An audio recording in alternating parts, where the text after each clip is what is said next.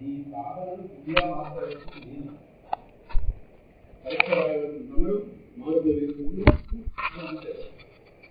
కనబడుతున్న వాడే మార్కులు అక్కడ వేసుకోడు, ఎప్పటిదాకా అక్కడ లేదు కదా. అదేంటంటే అమరు మా ఎందుకు భక్తిలో ఉంటే, భక్తి అంటే ఏది కాదు అక్కడ. సాధన చేస్తున్నానని అహంకారం లేకపోవడమే భక్తి. భక్తి అంటే అన్ని మాన్యమని కాదు, చేస్తూ ఉండాలి. ఆ చేస్తున్న వాటిని అనుసరించి అహంకారం ఉండకూడదు. వినయంతో, విధేయతతో, నమ్రతతో ఆ చేసే సాధనే భక్తి. భక్తి అనేది ప్రత్యేక సాధన కాదు, అన్ని సాధనలతో జోడించి ఉండవలసింది. వాడు యోగ మార్గమే చేయొచ్చు, ప్రాణాయామం చేయొచ్చు, ఇంకో కర్మయోగం చేయొచ్చు, ఏదైనా చేయొచ్చు. కానీ భక్తి కలపాలి. కలిపితేనే అది పరమాత్మ అనుగ్రహంగా మార్చి భక్తిని ఆ సాధన కాస్త శుద్ధిగా మారుతుంది. అందువల్ల సాధన అనేది దానంతరం అది ఫలితాన్ని ఇవ్వదు. సాధన లేకపోతే అసలు ఫలితం కాదు. రెండు మాటలు జాగ్రత్తగా పెట్టుకున్నాం. మనం ఎటో భయపడిపోతుంటాం వచ్చిన వాళ్ళది అంతా ఆయన అనుగ్రహమేనండి, మాదేమీ లేదండి. అలాంటి వాళ్ళు భోజనం చేయడానికి కూడా వీలు లేదు. ఎందుకంటే భోజనం కూడా వాళ్ళే చేస్తారు, అవతల వాళ్ళు కుదరదు. మన భోజనం మనమే చేయాలి. మన భోజనం మనం చెప్పి ఎవడో చేస్తే మన భోజనం ఎలా వస్తుంది? అందువల్ల అటు తీసుకోకూడదు, ఇటు తీసుకోకూడదు. మన సాధన వల్లే అంతా వస్తుందని కూడా అహంకారం. మన సాధన చాలా పరిమితం. మన పుస్తకంలో కూడా రాశారు, మన సాధనని పరిమితమైన మన సాధనని అపరిమితం చేసేది భక్తి.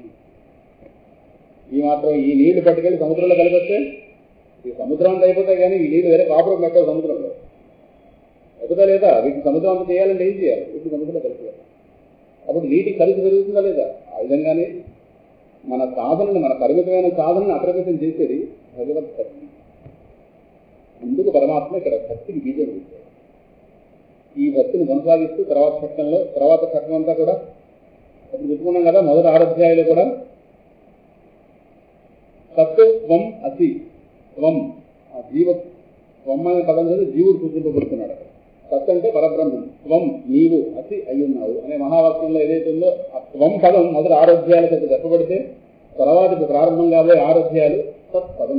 సత్ అంటే పరబ్రహ్మతత్వం, పరబ్రహ్మం యొక్క తత్వాన్ని కానీ చెప్పబోతున్నాం. చివరి 6 అధ్యాయాలు అసి పాజిటివ్ గా, ఈ రెండు ఒకటి అనేటువంటి ఆ ఈక్వల్నెస్ ని అక్కడ చెప్పారు. అందువల్ల తత్వమసి మహావాక్యానికి వ్యాఖ్యానమే భగవద్గీత అని కొంతమంది వ్యాఖ్యానం నష్టమే లేదు. అందువల్ల ఇక్కడ పరమాత్మ అద్భుతమైన భక్తితో ప్రారంభిస్తున్నాడు. భక్తికి బీజంగా ఎప్పుడు కూడా 2 ఉంటాయి. ఒకటి ఆసక్తి, 2 ఆశ్రయం. భక్తి అనేది ఎప్పుడు రెండింటి మీద ఆధారపడి ఉంటుంది. మొదట ఆసక్తి. అందుకే మయ్యాసక్త మనాహ పార్థ యోగం యుంజన్ మదాశ్రయ అని నడుస్తాం. ప్రతి వాళ్ళకి ఆసక్తి స్థానం ఉంటుంది. ఏ కర్మలో దిగినా సరే ఈ 2 ప్రతి చోట ఉంటాయి, ఆసక్తి స్థానం, ఆశ్రయస్థానం. సరే, ఇక్కడ భక్తి దగ్గరికి వచ్చేసరికల్లా అసలు పరమాత్మ భక్తి ఎందుకు చేయాలి? పరమాత్మ చెప్తున్నాడు, నీ ఆసక్తి స్థానం నేనే అవ్వాలి, నీ ఆశ్రయ స్థానం నేనే అవ్వాలి. సరే, ఆయన వాళ్ళ విడిచిపెట్టద్దు. మన ప్రపంచం ఎందుకు తిరుగుతున్నాం? ఏదో కావాలి మనందరికీ. ఏదో కాబట్టి ప్రపంచమే ప్రేమ కొద్ది ప్రపంచమే తిరగట్లేదు, మనమే మనం ప్రేమ కొద్ది ప్రపంచంలో తిరుగుతున్నాం. ఇదనే సందర్భాల్లో చెప్తున్నాం. ఏమి కావాలన్నది విశ్లేషణ చేస్తే మనందరి ఆసక్తి స్థానం వాస్తవాన్ని భగవంతుడు కాదు, మనందరి ఆసక్తి స్థానం ఒకటయ్యి ఉంది. ఏమిటది? నన్ను నేను ఎప్పుడూ సుఖంగా ఉంచుకోవాలి, ఇది నా ఆసక్తి.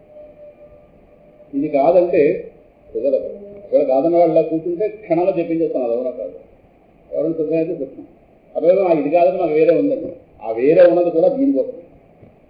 ఇక్కడ కొంత అడుగుకి వెళ్ళలేదు. ఇంకా మనసులోకి అడుగుకి వెళితే అడుగునున్న కోరిక ఇది. ఇక్కడ 50 మందో 30 మంది 20 మంది ఉన్నట్టుగా తెలుస్తున్నాం, కానీ మన అందరి కోరికలు కలిపి చేస్తే ఒకటే కోరిక. ఇక్కడే కాదు, సృష్టి మొత్తాన్ని కలిపితే బ్రహ్మదేవుడి నుంచి తీసుకెళ్లి ఇక్కడ కింద సీమ దాకా లెక్క పెట్టి మొత్తం ఎందరి కోరికలు కలిపి ఒక కోరిక చేస్తే ఒకటిగా చెప్తే ఏక కోరిక. అది ఒకటే, సుఖంగా ఉండాలి, ఎప్పుడూ సుఖంగా ఉండాలి. దీన్ని భాష మార్చి చెప్పచ్చేమో కానీ భావం మాత్రం ఇది. భాషలు మారుతుండే ప్రాంతీయంగా. అందువల్ల మన ఆసక్తి స్థానం ఏది అంటే దానిలో శాస్త్రం చెప్పింది నిత్య సుఖం. ఇది వర్డ్, నిత్య సుఖం, నిత్య తృప్తి, నిత్య సుఖం ఏదైనా కదా. ఇది మన ఆసక్తి స్థానం. దీని నిమిత్తం మరి దీన్ని మనకు లభింపజేసేటటువంటి ఏవైతే ఉన్నాయో, ఏవైతే దాన్ని లభింపజేస్తుందని మనం అనుకుంటున్నామో వాటిని ఆశ్రయిస్తాం. ఇది కలిగింపజేస్తుందని దాన్ని ఆశ్రయిస్తాను. ఇప్పుడు మన అందరూ ఆసక్తి స్థానం భగవద్గీత, ఆశ్రయిస్తానం ఈ భావం. ఈ హాల్ని ఆధారం చేసి కూర్చున్నాం. ఈ హాల్లో కూర్చున్నది హాల్ అన్నింటిని చూడడానికి కాదు. ఇక్కడ భగవద్గీత అనే కార్యక్రమం జరుగుతుంది. ఆసక్తి ఆశ్చర్యం. ప్రతి దాంట్లో రెండు ఉంటాయి. ఈ రెండు లేకపోతే అసలు కర్మే లేదు.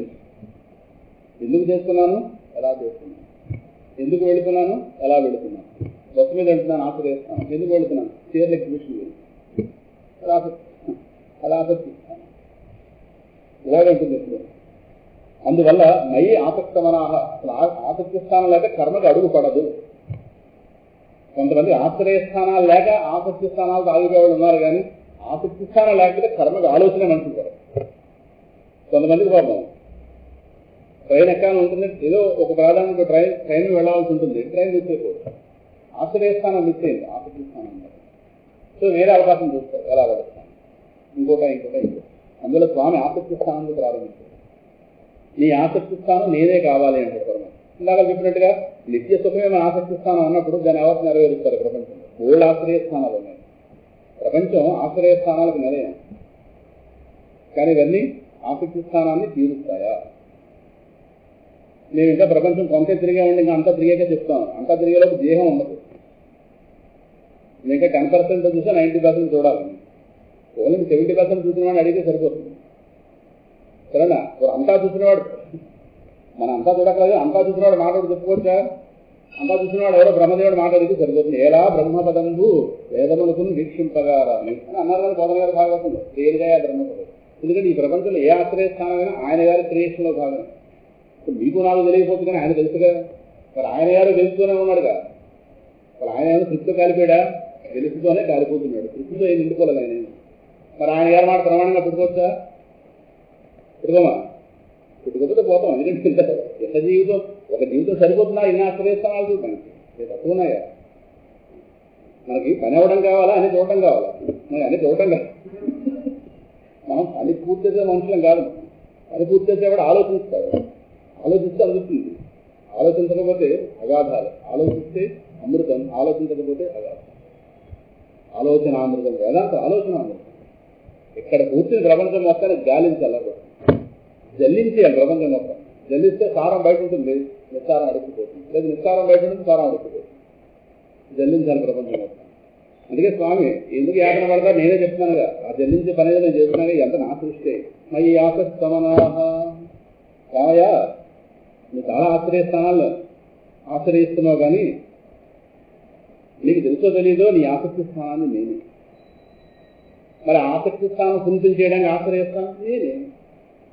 నన్ను నేనే నీకు ఇచ్చుకోవాలి, కానీ నన్ను నీకు ఇవ్వడానికి వేరే ఎవరికి ప్రపంచంలో శక్తి. నువ్వు కోరుకుంటున్న నిత్య సుఖం ఒక రూపం ధరిస్తే నేనంటే పరమాత్మ. స్వామి తన పదాలు చెప్తాను. నిత్య సుఖమే రూపం ధరిస్తే పరమాత్మ. మరి నేను నాకు ఇచ్చుకోవడానికి నేనే. నన్ను ఎవరో తెచ్చి నీకు ఇచ్చే మాట అయితే నేను భగవంతుని ఎందుకు అవుతాను? వాడు సృష్టిలో భాగంగా నన్ను నేనే నీకు ఇచ్చి హ్యాండ్ అవుట్ చేస్తాను. మరి గురువులు అందిస్తూ ఉంటున్నారు, వాళ్ళకి ఆ విద్యను బోధించింది. వాళ్ళకు మంత్రం ఇచ్చి ఆ మంత్రంలోకి నన్ను నేను నిబద్ధించుకుని వాళ్ళ ద్వారా శిష్యుడిగా అక్షరాల రూపంలో అంది వాడి హృదయాన్ని వికసింపజేయడానికి నేను పెట్టుకున్న ప్రణాళికే. నేను ఆ ప్రణాళిక పెట్టుకోకపోతే ఎవడో నన్ను లోకంలో ఎవరికి అందగలడుతాను. అర్థమైంది అర్జున? అర్థమైంది. అర్థం చేసుకో. ఎన్ని ఆదివారాలు వింటో అలాగే. అందువల్ల ఆసక్తమనాహ పార్థ యోగం యుంజన్ మదాశ్రయ. నేనే నీ ఆసక్తి స్థానం. లేదా నేను ఆ మాట విన్నాయి అంటే పోలే నీ ఆసక్తి స్థానం. నీ ఆసక్తి స్థానం నేను కాదు అనుకో. నిత్య సుఖం దాని గురించే నన్ను ఆశ్రయించు. నేను మోసం చేయడం నాకు అలవాట్లేదు. నేను ప్రారంభంలో మోసం చేస్తాను. ఈ జగత్తును ఎదుర్కొండా పెట్టి నేను ఇంకెన్నిసార్లు మోసం చేస్తాను. మరి ఆ తర్వాత అది చూసుకుంటాను. మోసాలు చేయడం ప్రారంభంలోనే పడిసాను తీసుకెళ్ళి నేను అంటే ఒకసారి చేశాను సుమా, మోసం ఎన్నిసార్లు ఎప్పుడు చేయలేదు. ఇది మాత్రం రోజు చేస్తుంది.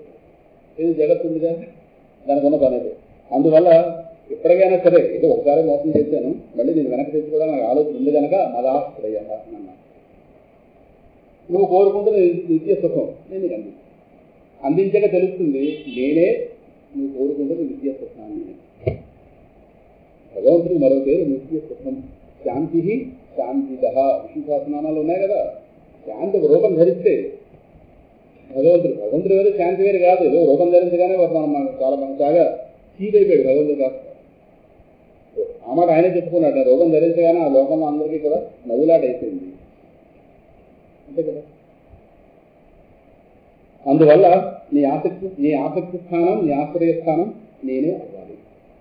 స్పష్టంగా భక్తికి ఒక్కసారి మన భక్తి కనుక ఎక్కడైనా దోలాయమానంలో పడితే ఈ 2 పాయింట్స్ ఒకసారి వెరిఫై చేసుకోవాలి. నడుస్తుంటే ఒళ్ళు విసుస్తుంది అనుకోండి, ఒకసారి బీపీ చూపించుకోవాలి. అంతే కదా, అంటే ఎంత కళ్ళలా తిరుగుతున్నాయండి, బీపీ చూపించుకుంటే అయిపోయింది అంతే. హై బీపీ ఏమైనా ఉంటే ఓ బెల్లోడ్ ఎక్కువ వేస్తే కాస్త అది మనం తగ్గుకుంటుంది. ఆ మాత్రం జ్ఞానం ఉందిగా. ఆ విధంగానే మన భక్తిలో అటు ఇటు ఏమైనా డైవర్షన్స్ వస్తే ఒక్కసారి ఈ 2 పాయింట్స్ చెక్ చేయాలి. నా ఆసక్తి స్థానం భగవంతుడైనా, నా ఆశ్రయ స్థానం భగవంతుడైనా. తేడా వచ్చిందా భక్తిలో మార్పు. రెడీగా భక్తి కనుక ఈ రెండింటిలో స్థిరంగా ఉందా, భక్తి చివరి దాకా క్షేమంగా వెళ్తుంది. ఈ మధ్యలో వాడికి ఎన్నెన్ని రకాల డిస్టర్బెన్స్లు వచ్చినా సరే ఆధ్యాత్మిక మార్గంలో కూడా ప్రలోభాలు ఎక్కువ అవుతున్నాయి. అందువల్ల వాడిని ఎన్నెన్ని ప్రలోభాలు పెట్టినా వాడికి ఈ రెండింటికి నిలబడతాడు. ఎవరైనా వచ్చి ప్రలోభం పెట్టినా వాడు ఒకటే, నువ్వు నాకు నేను కోరుకుంటూ నిత్యత్వం ఇవ్వగలవా? వారు లోకంలో ఎంత పెద్దవాళ్ళైనా అవ్వచ్చు, నా కోరిక వాళ్ళు తీసుకోవడం నాకు నా అవసరం వాళ్ళు తీసుకోవాలా వద్దా? వాడి వేషం చూసి నేను మోసపోతాను, లేదంటే నా అవసరం తీరిస్తే వాడు చుట్టూ తిరుగుతాను. నా అవసరం తీర్చాలా, ఇంకా వాడి చుట్టూ తిరిగితే నా వెళితే నాకే వెళితే వాడి చుట్టూ తిరిగి తీరుస్తారు. మరి మన ఆలోచన మనం చేసుకోవద్దా? ఇది ఒక్కటి ఆలోచించకపోతే లోకంలో చాలా మంది వాళ్ళ చుట్టూ తిప్పుకోవడానికి సిద్ధంగా ఉన్నారు. ఈరోజు ఆధ్యాత్మికత పేరుతో ఆధ్యాత్మికత ఈరోజు పెద్ద మోసాలకు నిలయం అయిపోయింది. సత్యం ఎవడో చెప్పేవాడు లేడు. సత్యం ఇది. మనకు కావాల్సిన నిత్య సుఖం అందించేవాడు ఎవడన్నా ఉన్నాడా? ఇస్తాను బయట నుంచి, మళ్ళీ మోసుకోండి. బయట నుంచి ఇస్తారా? బయట నుంచి నిత్యం అవుతుంది. మనకి ఎంతో జ్ఞానం ఉండాలి గురువు దగ్గరికి వెళ్ళే వేళకి. ఎవరైతే గురువు అనుకుంటున్నాం వాళ్ళ దగ్గరికి వెళ్ళే వేళ మన ప్రాథమికంగా ఈ జ్ఞానం అంతా మన దగ్గర ఉండాలి. అప్పుడు ఆయన గారు చెప్పే కరెక్టే తప్పకుండా స్వీకరించారు. అందుకే పరమాత్మ మోసం చేయకుండా ముందే చెప్తున్నాడు, ఆసక్త మనాహ మయి నాయందు ఆసక్త మనాహ. మయి అంటే నిత్య సుఖే, నిత్య సుఖ స్వరూపుడైన పరమాత్మ. నిత్య సుఖమునందు ఆసక్తి స్థానం, నిత్య సుఖాన్ని ఆసక్తి స్థానంగా కలిగిన ఓ అర్జున, దాని నిమిత్తం అదాశ్రయ. ఆకలి తీరాలంటే అన్నమే తినాలి, దాహం పోవాలంటే నీళ్ళే తాగాలి. దానికదే దీనికి ఇది. ఒకదాన్ని మరొకటి చేస్తానంటే చేయొచ్చు, కానీ అది పద్ధతిగా చేసేవాడు అవడాలి. నీకు నిత్య సుఖం కావాలంటే నా దగ్గరికి రా, అశాంతి కావాలంటే ప్రపంచం ఉండదు. స్పష్టంగా ఉంది కదా.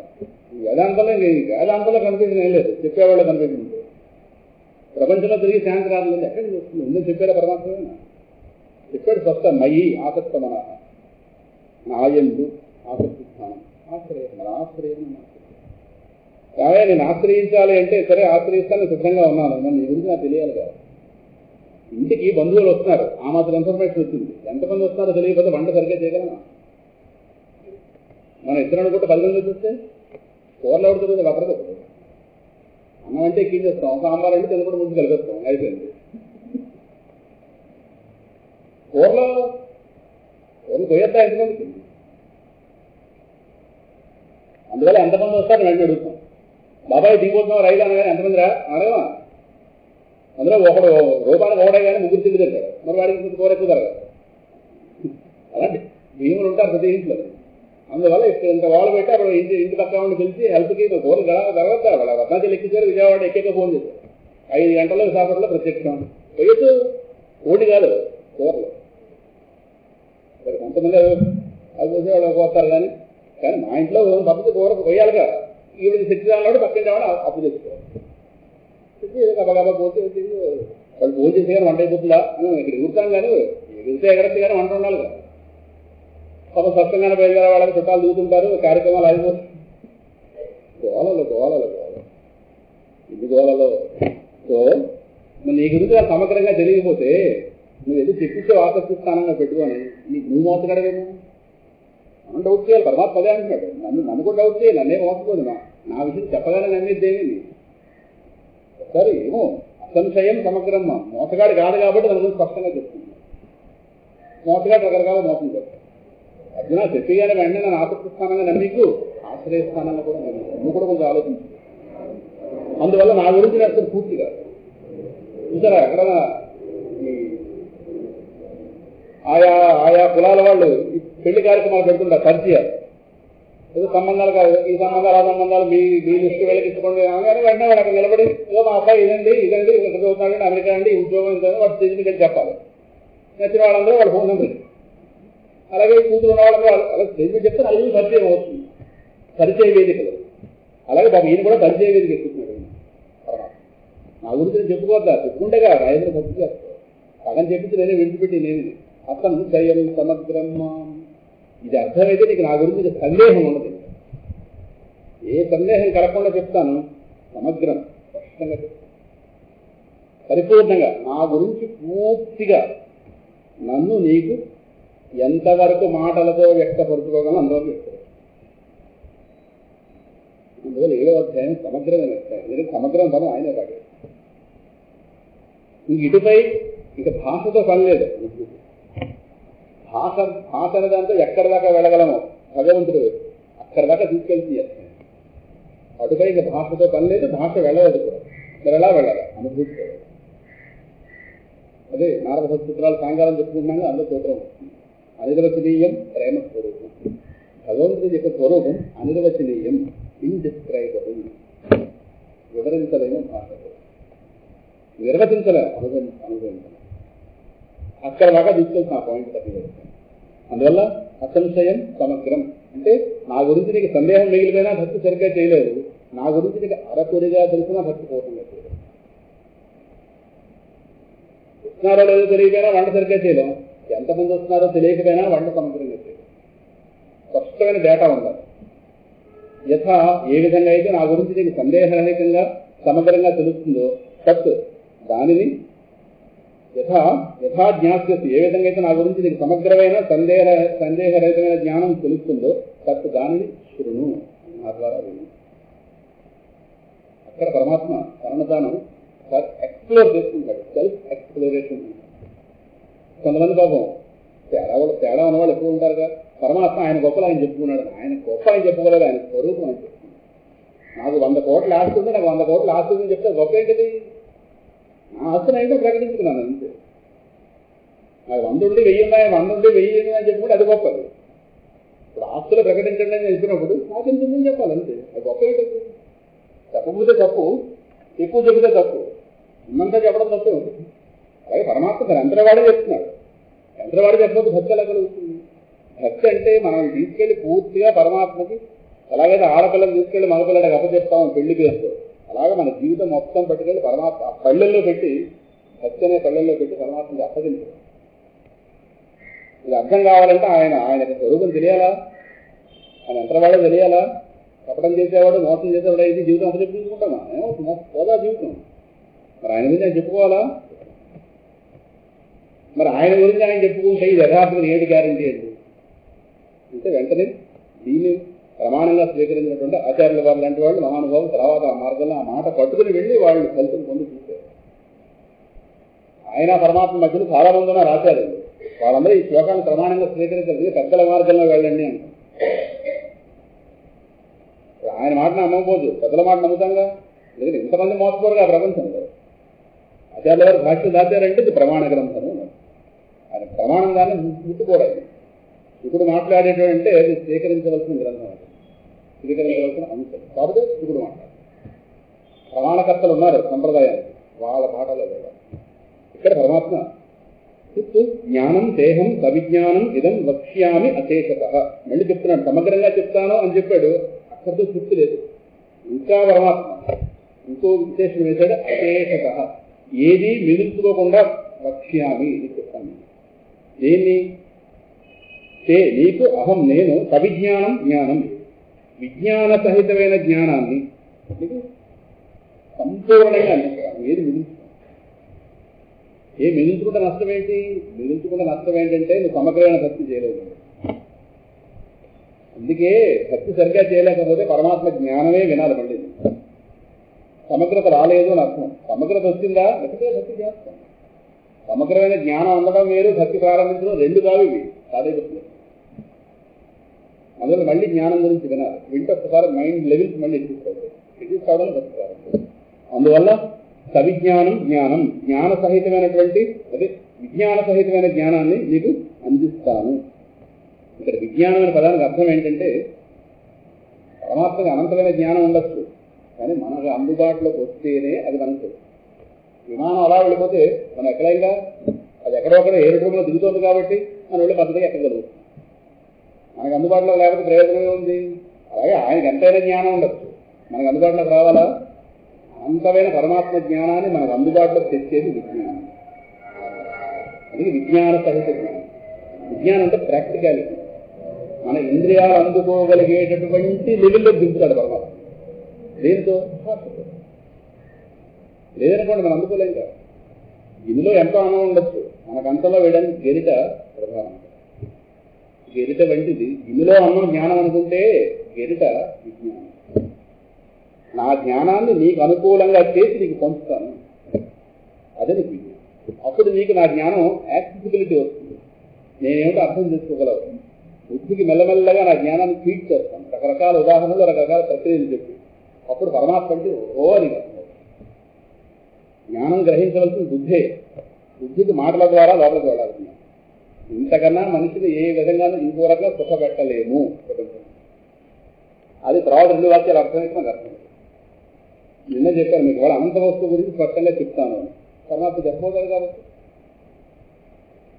పరమాత్మ మా ద్వారా మాకు చెప్తాడు, మీరు వినిపిస్తాడు. చూద్దాం ఏం మాట్లాడతాడో లోపల. ఇవాళ మాట్లాడేది మాత్రం మేం కాదు. బహుశా అనంత వస్తువు గురించి అనంత వస్తువే మాట్లాడాలి.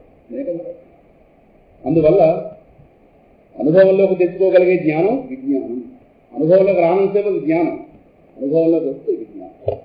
అంటే అందుబాటులోకి వచ్చిన జ్ఞానమే విజ్ఞానం. అందుకు చెప్పడం అర్థమైందా? నేను అందులో ఏ సందేహం లేదు. ఏటయా నీ జ్ఞానం? ఏంటి స్వరూపం? ఏంటి చెప్తావు? ఏంటి నానా ఊరించేస్తున్నావు? ఇలాగా యత్ జ్ఞాత్వా అనేహ భూయోన్యత్ జ్ఞాతవ్యం అవశిష్యతే. ఉపనిషత్తుల్లో ఉన్నటువంటి ఒక వాక్యం, యస్మిన్ విజ్ఞాతే సర్వమిదం విజ్ఞాతం భవతి. చాంద్రోగ్యోపనిషత్తులో వస్తుంది. ఏది తెలుసుకుంటే సమస్తము తెలియబడినట్టు అవుతుంది. దాన్నే పరమాత్మ ఇక్కడ ఇంకో రకంగా చెప్పారు. ఎందుకంటే ఉపనిషత్తు సారమే భగవంతుడు. భగవద్గీత ఉపనిషత్తుల చేత, వేదముల చేత కీర్తింపబడుతున్న పరమాత్మే ఇక్కడ వాసుదేవుడుగా ఈ శ్లోకాలు చెప్తుంది. యత్ జ్ఞాత్వా నేహ భూయోన్యత్ జ్ఞాతవ్యం అవశిష్యతే. ఏది తెలుసుకుంటే, యత్ జ్ఞాత్వా దేన్ని తెలుసుకుంటే, ఏది తెలుసుకున్న పిమ్మట భూయ మరల అన్యత్ జ్ఞాతవ్యం మరొకటి తెలుసుకోవడానికి ఇహ ఈ లోకంలో దేని తెలుసుకున్న పిమ్మట ఈ లోకంలో మరలా మరొకటి తెలుసుకోవడానికంటూ నా అవశిష్యతే మిగలదో. దానికి సంబంధించిన అదే నా స్వరూపం, దానికి సంబంధించినటువంటి జ్ఞానాన్ని నీకు అందుబాటులోకి తెస్తాను సమర్థంగా. ఇది ఆ శ్లోకం. అవశిష్యతే మిగలదు ఇంకా. అంటే దాని అర్థం ఏది తెలిస్తే సమస్తము తెలియబడినట్టు అవుతుంది. ముందు ఒక ఉదాహరణతో చెప్పుకుంటే దానిలో ముందుకు వెళ్ళాలి. ఇది కూడా ఉపనిషత్తులో చెప్పిన ఉదాహరణ. యథా ఏకేన మృత్పిండేన విజ్ఞాతేన సర్వం మృణయం విజ్ఞాతం స్యాత్ వాచారంభణం వికారో నామధేయం మృత్తికేసియేవ సత్యం. చాంద్రోగ్యంలో వస్తుంది ఈ వాక్యం. ఆ మాత్రం మట్టి ముద్దతో ఓ 10 రకాల మట్టి పాత్రలు తయారు చేస్తాయి. 10 రకాలు, ఒకటి మరొకటి కాదు. యథా ఏకేన మృత్పిండేన విజ్ఞాతేన. మృత్ అంటే మన్ను. ఆ మాత్రం మట్టి ముద్దతో ఆ మాత్రం ఓ 10 రకాల మట్టి పాత్రలు, 10 వేరు రకాల మట్టి పాత్రలు తయారు చేస్తాయి. ఈ 10 రకాల మట్టి పాత్రలో ఏముంది అనేది తెలుసుకునే ఒక ప్రయత్నం వాడు ప్రారంభిస్తే, వాడు బుద్ధినవాడైతే 10 తెలుసుకోక్కర్లేదు. ఒక పాత్రలో ఉన్నటువంటి మన్ను తెలుసుకుంటే ఇదే మిగతా 9 ఉంది. స్పష్టం కదా. ఎందుకంటే ఇవన్నీ ఒకదాంతో తయారై కనుక యథా ఏకేన మృత్పిండే విజ్ఞాతి. ఒకనొక మృద్వికారమైనటువంటి ఒకనొక పాత్రలో ఉన్నటువంటి మనుని తెలుసుకోగాలి. సర్వం మృణ్మయం విజ్ఞాతం. మిగతా 9 మట్టి పాత్రలలో ఉన్నటువంటి మట్టి ఎలాగైతే తెలుస్తుందో వేరే తెలుసుకోవాలి. ఇది ఇంట్లో వాళ్ళకి అన్వయం అవుతుంది. ఇంట్లో ఒకటి తెలుసుకుంటే మిగతా తెలుసుకుంటే అవుతుందా? అసలు ఆ గదిలో తూర్పు, ఈ గదిలో పడమర, ఈ గదిలో దక్షిణ, ఆ గదిలో ఉత్తరం, నలుగురు తెలుసుకుంటే అయితే ఇంకా ప్రబంధం తిరిగినట్టు. ఇది ఇక్కడికే అన్వయం అవుతుందంటే ప్రతి చోట కల్పించండి. ఏదో మట్టి పాత్రలో అది పాపం వెలుగు కనుక అలా పడి ఉంటాయి. వాడికి జ్ఞానం లేదు. అందువల్ల శ్రమ తగ్గుతుంది. బుద్ధి ఉంటే శ్రమ తగ్గుతుంది. అప్పుడు గుర్తుపడిన జ్ఞానం ఉంటే శ్రమ తగ్గుతుంది. జ్ఞానం లేకపోతే శ్రమంతం. శ్రమ కూడా అర్థరహితంగా శ్రమించక్కర్లేదు. చాలా విషయాలు జ్ఞానంతో సేకరించి కొన్నిటికి శ్రమ తప్పదు. ఆ జ్ఞానంతో సేకరించిన తర్వాత 90% మనది అయిపోతుంది. 10% సాధన చేయాలి. అంతేగాని ఆ జ్ఞానం పక్కన పెట్టి అలా గుడ్డ చేలో పట్టు అలా అనవసరమైన శ్రమం చేయలేదు. జ్ఞానం ఎంత గొప్పది. ఇక్కడ కూర్చుని ప్రపంచం మొత్తం జల్లించి ఏర్పడి ఉండేది. ప్రపంచాన్ని జల్లించే జల్లెడు మన దగ్గర ఉండాలి. ఆ పేరేంటి తెలిసిన జల్లెడు పేరు వైరాగ్యం. ప్రపంచాన్ని జల్లించే జల్లెడు పేరు వైరాగ్యం. ఎక్కడ అమ్ముతారు నడకండి, బోధపడుతున్నట్టు బోధపడుతుంది. సింహాసన పర్వతం పోతే ఆ పిల్లడు జల్లెడికి పంపిస్తాడు. అక్కడి నుంచి జల్లెడు పంపుతున్నారు. కొత్తగా విగ్రహం పెట్టాం కదా, జల్లెడు ఎవరైనా ఇస్తారండి, ఎవరికి వాడు ఒకటి ఇస్తుంటాడు. ప్రతి జ్ఞాత నేహ భూయో భూయ మరల. ఎలాగైతే ఒక మట్టి వికారం తెలుసుకుంటే మిగతావన్నీ కూడా తెలిసిపోతాయో అర్థమైందా? ఆ విధంగానే నేనేంటో తెలిస్తే ఇంక ఈ ప్రపంచంలో తెలుసుకోవడానికి మరొకటి మిగిలి ఉంటుంది. సర్వం సర్వం తెలిసిస్తుంది. అంటే ఈ సమస్తం దేని ఎందైతే నిండి ఉందో దాని సీక్రెట్ బయటపడితే ఇప్పుడు చెప్పండి, ఆ వస్తువు ఏమాత్రం స్థాయిలో అయి ఉండాలి. ఏది తెలుసుకుంటే మరొకటి, ఏది తెలుసుకున్న పేమెంట మరొకటి తెలుసుకోవడానికంటూ మిగిలి ఉండదు. ఏది తెలుసుకుంటే మరొకటి తెలుసుకోవాల్సిన అవసరమే లేదు. ఏది తెలుసుకుంటే మరొకటి తెలుసుకోవాలని అనిపించదు. ఏది తెలుసుకుంటే అన్ని తెలియబడి అవుతుంది. 4 వాక్యాలు 4 వాక్యాలు కారణం అవుతుంది. ఆ వస్తువు పరిమితమా అపరిమితం అవుతుందా? జ్ఞానం జ్ఞానం ఉంటే చాలు. దీనికి పెద్దేం అసలే జ్ఞానం ఉంటుంది. ఆ పిల్లకి వేదాలను బోధించవచ్చు. కొంతమంది ఆచార్యులు పేరు పెట్టి తిరుగుతున్నారు, వాడి జ్ఞానం పెట్టలేదు. వాడి బుద్ధిలో జ్ఞానం పెట్టలేమో పట్టించరాదు. ఎందుకంటే వాడు ఆచార్యులు గారు ఈ పిల్లకి పట్టించారు. తేలిగ్గా 4 రోజులు కూర్చోమనండి, శంకరాచార్యులు చూసి కూర్చోబెడతాను సందేహం లేదు అందులో. ఎందుకంటే వాళ్ళకి ఇంకా వాళ్ళు అదృష్టవశాత్తు జ్ఞానాన్ని దూరం కాలేదు. అజ్ఞానంలో గుర్తిసేవాళ్ళు తయారయ్యేది ఈరోజు leaders of the spiritual society. వీళ్ళ లీడర్స్ ఈ పిల్లకి పట్టించదు జ్ఞానం తేలికగా. జ్ఞానం అంత తేలికుందా? పాలు తాగడం కంటే తేలిక మనకి జ్ఞానం. అలా బుద్ధలా ఇలా విడిపోతుంది అనంతత్వంలో కలిసిపోతుంది. అందుకే 10వ క్లాసులో వాళ్ళ జ్ఞానం ఎక్కించేమా బ్రతుకు హాయిగా వెళుతుంది. ఈ భారాలు ఉండవు. ఉన్నవాటి మధ్య లేని వాటి మధ్య హాయిగా ఉంటాయి. ఎందుకంటే వాళ్ళు హాయిగా ఉండడానికి ఈ వస్తువు వాళ్ళు తోడుగా ఉంటుంది. ఈ పైగా ఉంటారు. ఈ వస్తువును తోడుగా చేసుకున్నారు. అందుకే వాళ్ళు అనంత వస్తువుని ఇవ్వబోతున్నాం. ఇది తోడుగా ఉంటే బ్రతుకులో ఉన్నదంతా వెలిగే. ఇది చుట్టూ ఉన్నవి ఆరిపోయే దీపావళి కాంతులు. వేపాటి క్రాకర్స్ ఏమాత్రం ఉంటాయి. అందువల్ల ఏది తెలుసుకుంటే ఇంకో నడు తెలుసుకోవడానికి మిగిలి ఉండదు. అంటే జ్ఞానం ఉంటే ఆలోచిస్తూ తెలుస్తున్నారు. అనంత వస్తువు అవుతుంది. సపోజ్ పరిమితం అనుకోండి. ఇప్పుడు ఈ చెప్పబోయే వస్తువు పరిమిత వస్తువు అనుకోండి. ఇది పరిమిత వస్తువు అయితే భిన్నంగా మనకు ముందునే కదా.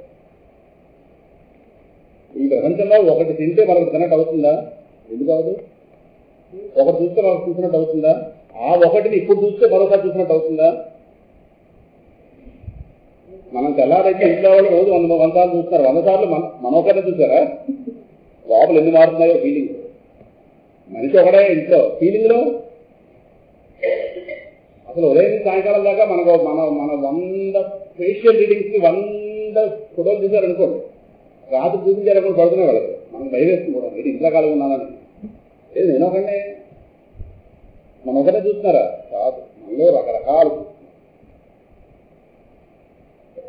ఏది ఎక్కడ ఒకటి ఒకటి పట్టుకుంటే అన్ని దొరుకుతాయని వస్తు ప్రపంచం ఎక్కడైనా ఉందా? దీన్ని ఏ మతమైనా సప్లై చేయగలదా? ఒక అద్వైతం తప్పింది. ఎక్కడి నుంచి పట్టుకొస్తాను? ఎక్కడ తెలుస్తుంది? ఎంతుందో ప్రపంచం ఎవరికి అర్థం కాదు. ఎంతుందో తెలియదు కానీ ఎంత ఎందులో ఉందో మన దగ్గర ఉంది ఇన్ఫర్మేషన్. అది కదా జ్ఞానం అంటే. ప్రపంచం కొలతలాగా మనం తాళ్ళు పట్టుకెళ్ళి కొలవలేములా ఇంజనీర్లు లాగా.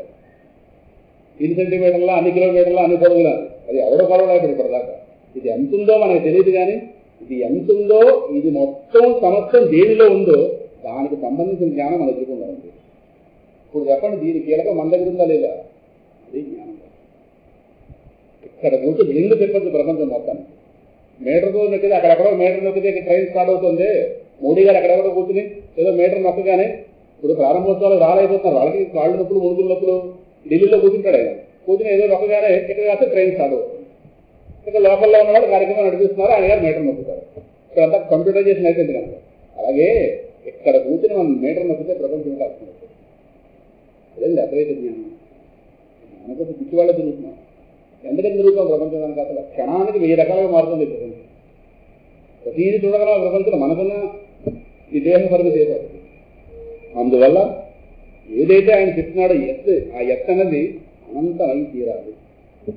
అది అనంతం కాకపోతే దాన్ని తెలుసుకున్న పిమ్మట కూడా మరొకటి తెలుసుకోవడానికి మిగిలి ఉండిపోతుంది కదా. విశాఖపట్నం నాకు సమగ్రంగా తెలిస్తే అనకాపల్లి తెలిసినట్ల, ఆంధ్రప్రదేశ్ పూర్తిగా తెలిస్తే కర్ణాటక తెలిసినట్ల, భారతదేశం తెలిస్తే పాకిస్తాన్ తెలిసినట్ట, భూలోకం తెలిస్తే యమలోకం తెలిసినట్ట, అన్ని లోకాలకు తెలిస్తే పరమాత్మ తెలిసినట్ట కాదు, తెలిసి ఉండిపోతుంది.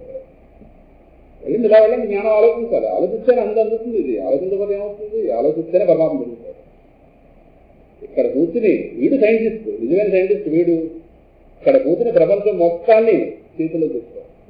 ఇంటర్నెట్ చేతిలో రాగానే ఆహా ఓహో ప్రపంచం మొత్తం అంతా మనం ఎట్ డోర్ చెప్పండి. ఇంటర్నెట్ ఆగిపోతే చేతిలో ఉంది. చేతిలో ఉంది. ఆ మీద గ్రహాలు కాస్తే ఏవో సమస్య వచ్చిందనమాట, శాటిలైట్ లింక్ చదివిపోతే ఇంటర్నెట్ మూసి కూర్చోవాలి. కానీ ఈ నెట్ ఎప్పుడు ఆగదు. ఇంటర్నెట్కి అంత శక్తి ఉంటే ఏదో ఒక నెట్ లేకపోతే ప్రపంచం మొత్తం దేని ఆధారం చేసుకుని ఎవరు నడిపిస్తాడు ఇది ప్రపంచం? ప్రపంచాన్ని కాదంటావా? మీరు నన్ను కాదంటే ఆగిపోతుందా? అలాగే సత్యం అనగలమా? ఇది సత్యం కాదని తేల్చడానికి సత్యం ఏంటో తేల్చాలి. ఆధారంగా ఉన్నది సత్యం, ఇది సత్యం సర్లేదు. అందువల్ల ఈ సమస్తం దేనిలో ఉందో, అది అనంతం కాకపోతే దాన్ని తెలుసుకున్న పెమ్మట కూడా మరొకటి తెలుసుకోవడానికి మిగిలి ఉండిపోతుంది, వెలుగు ఉండిపోతుంది. మోక్షం అంటే వెలుగు పూర్తిగా ఆదిరైపోయిన స్థితి. మోక్షంలో కూడా వెలుగుడు అదే మోక్షం. అది మోక్షం అంటే వెలుగు నుంచి మోక్షం అంటే ఒక సంపూర్ణత్వం కలగాలి, పర్ఫెక్షన్. ఇంకా ఆ తర్వాత వాడికి తెలియదంటూ లోకంలో ఒకటి కూడా మిగిలి ఉండకూడదు. మళ్ళీ ఏదో ఉందా, మళ్ళీ అది మళ్ళీ మనం ఆకర్షిస్తుంది, మళ్ళీ అదే పోవాలి. మళ్ళీ ఎన్ని షాపింగ్ మాల్స్ వచ్చినా మళ్ళీ సౌత్ ఇండియా షాపింగ్ మాల్ కొత్త వస్తాం, అందులో ఏం పెట్టాడు చూడాలి. ఇది చూసి ఉద్ధరించాక మళ్ళీ దాని దగ్గరికి వెళ్ళడం, ఏమో వాడిని తెచ్చాడు. ఇప్పుడు మరి ఇన్ని తిరిగినందుకు పూర్ణత్వం అది చూడలేదు వెళ్తా, అది వెళ్తే అయిపోయింది. ఆ వెలుగుతో అదే మోక్షంలో అవుతుంది. మోక్షంలో తర్వాత అలా కూర్చుని ఎలా కూర్చున్నాను అనుకోండి, వాళ్ళకి పెట్టుకుని కిరీటం నేను చూస్తాను, అబ్బా వాడు అంత కిరీటం పెట్టుకున్నాడు, వెళ్తే అదే మోక్షం. నాకన్నా పరమాత్మ వేరుకుండా అదే మోక్షం అండి. వెలుగుతో కాలిపోవడం, ఆ వెలుగుతో కాలిపోవడం ఇంట్లో కాలిపోతే సరే, మళ్ళీ దాన్ని వైకుంఠం కాలేదు. మళ్ళీ ఆయన గారు ఎవరండి కరుణాభరణాలు పెట్టుకుంటాడు మనకుండవు, ఇలా చూస్తుంటాం చెవి కట్టి, ఇదే మోక్షం. ఈ చూసినాగా ఇది ఉంది అంటే మోక్షాన్ని ఎంత దరిద్రంగా చెప్తున్నారు. నాకన్నా వేరుగా రెండో వస్తువు ఉంటే నాకు పూర్ణత్వం ఉండదు, నాకు వెళితే. ఇదొక్కటి కామన్ సెన్స్ ఆలోచించండి. కామన్ సెన్స్ బుద్ధిలోకి న్యూసెన్స్ చేరితేమో కానీ కామన్ సెన్స్. నా బుద్ధి నా అదృష్టం బాగుండి చక్కగా ఆలోచిస్తే అద్వైతం చేతిలో ఎలాగ ప్లేట్లో పళ్ళేలా కానీ చేతిలో ఉసిరికాయ కరతలాగా ఇదొక్కటి చేరి న్యూసెన్స్ వచ్చిందా ఇంకా రకరకాలు. వాడు ఎవడో అక్కడ కూర్చోడంట, అది కింద కూర్చోడు. ఇది సినిమావా, లేదు మ్యాజిక్ షోవా, ఈ చూడడానికి అక్కడ కూడా తప్పవా? నాకన్నా వేరుగా కదా చూస్తుంది. ఏమిటో ఇంత స్పష్టంగా జ్ఞానం చెబుతుంది, దీని రకరకాలుగా చెప్తుంది.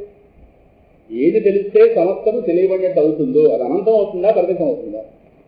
అనంతం కాకపోతే దిక్కు లేదే కదా, ఆ మాట సత్యం లేదా చెప్పాడు పరమాత్మ. దీని కొనసాగింపు తర్వాత వాసుదేవ సర్వం చెప్పాడా లేదా? అయితే ఇక్కడ ఇలా చెప్పాడు, అది అలా చెప్పాడు. ఈ సర్వం ఏ వస్తువు, ఈ సర్వము ఎవడు తానై ఉన్నాడు వాడే వసుదేవుడు.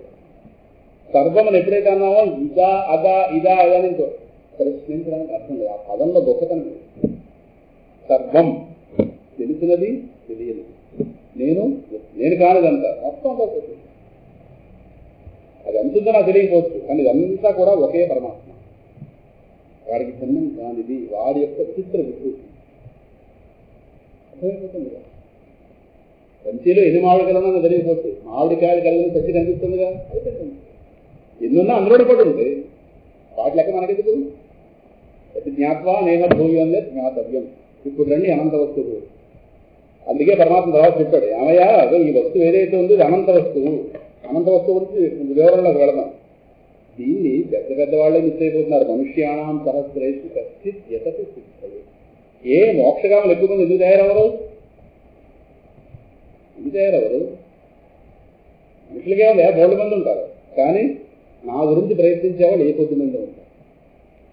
ఏమి ఇలా ప్రయత్నం చేస్తే దొరకదా? ఏం దొరుకుతారు? మాటే బోధపట్టలేదు. అది ఇటు చూస్తున్నాం. అలా స్పష్టంగా చెప్తున్నాడా? ఏది తెలిస్తే మరొకటి తెలుసుకోవడానికి మిగిలి ఉండదు అంటే అనంత వస్తువు. అనంత వస్తువు గురించి బోధపడాలంటే బుద్ధి పవిత్రత కావాలి. ముందు చెప్పేవాళ్ళలో పవిత్రత కావాలి. చెప్పేవాళ్ళు మూడు మంది తయారవుతున్నారు. చెప్పిన వాళ్ళందరూ అర్థమైన వాళ్ళ అహంకారంతో మాట్లాడట్లేదు, ఆవేదనతో మాట్లాడుతున్నారు. అక్కడ మూడు మంది సిద్ధమవుతారు. చెప్తున్న వాళ్ళందరికీ అనంత వస్తువు అర్థమైందా?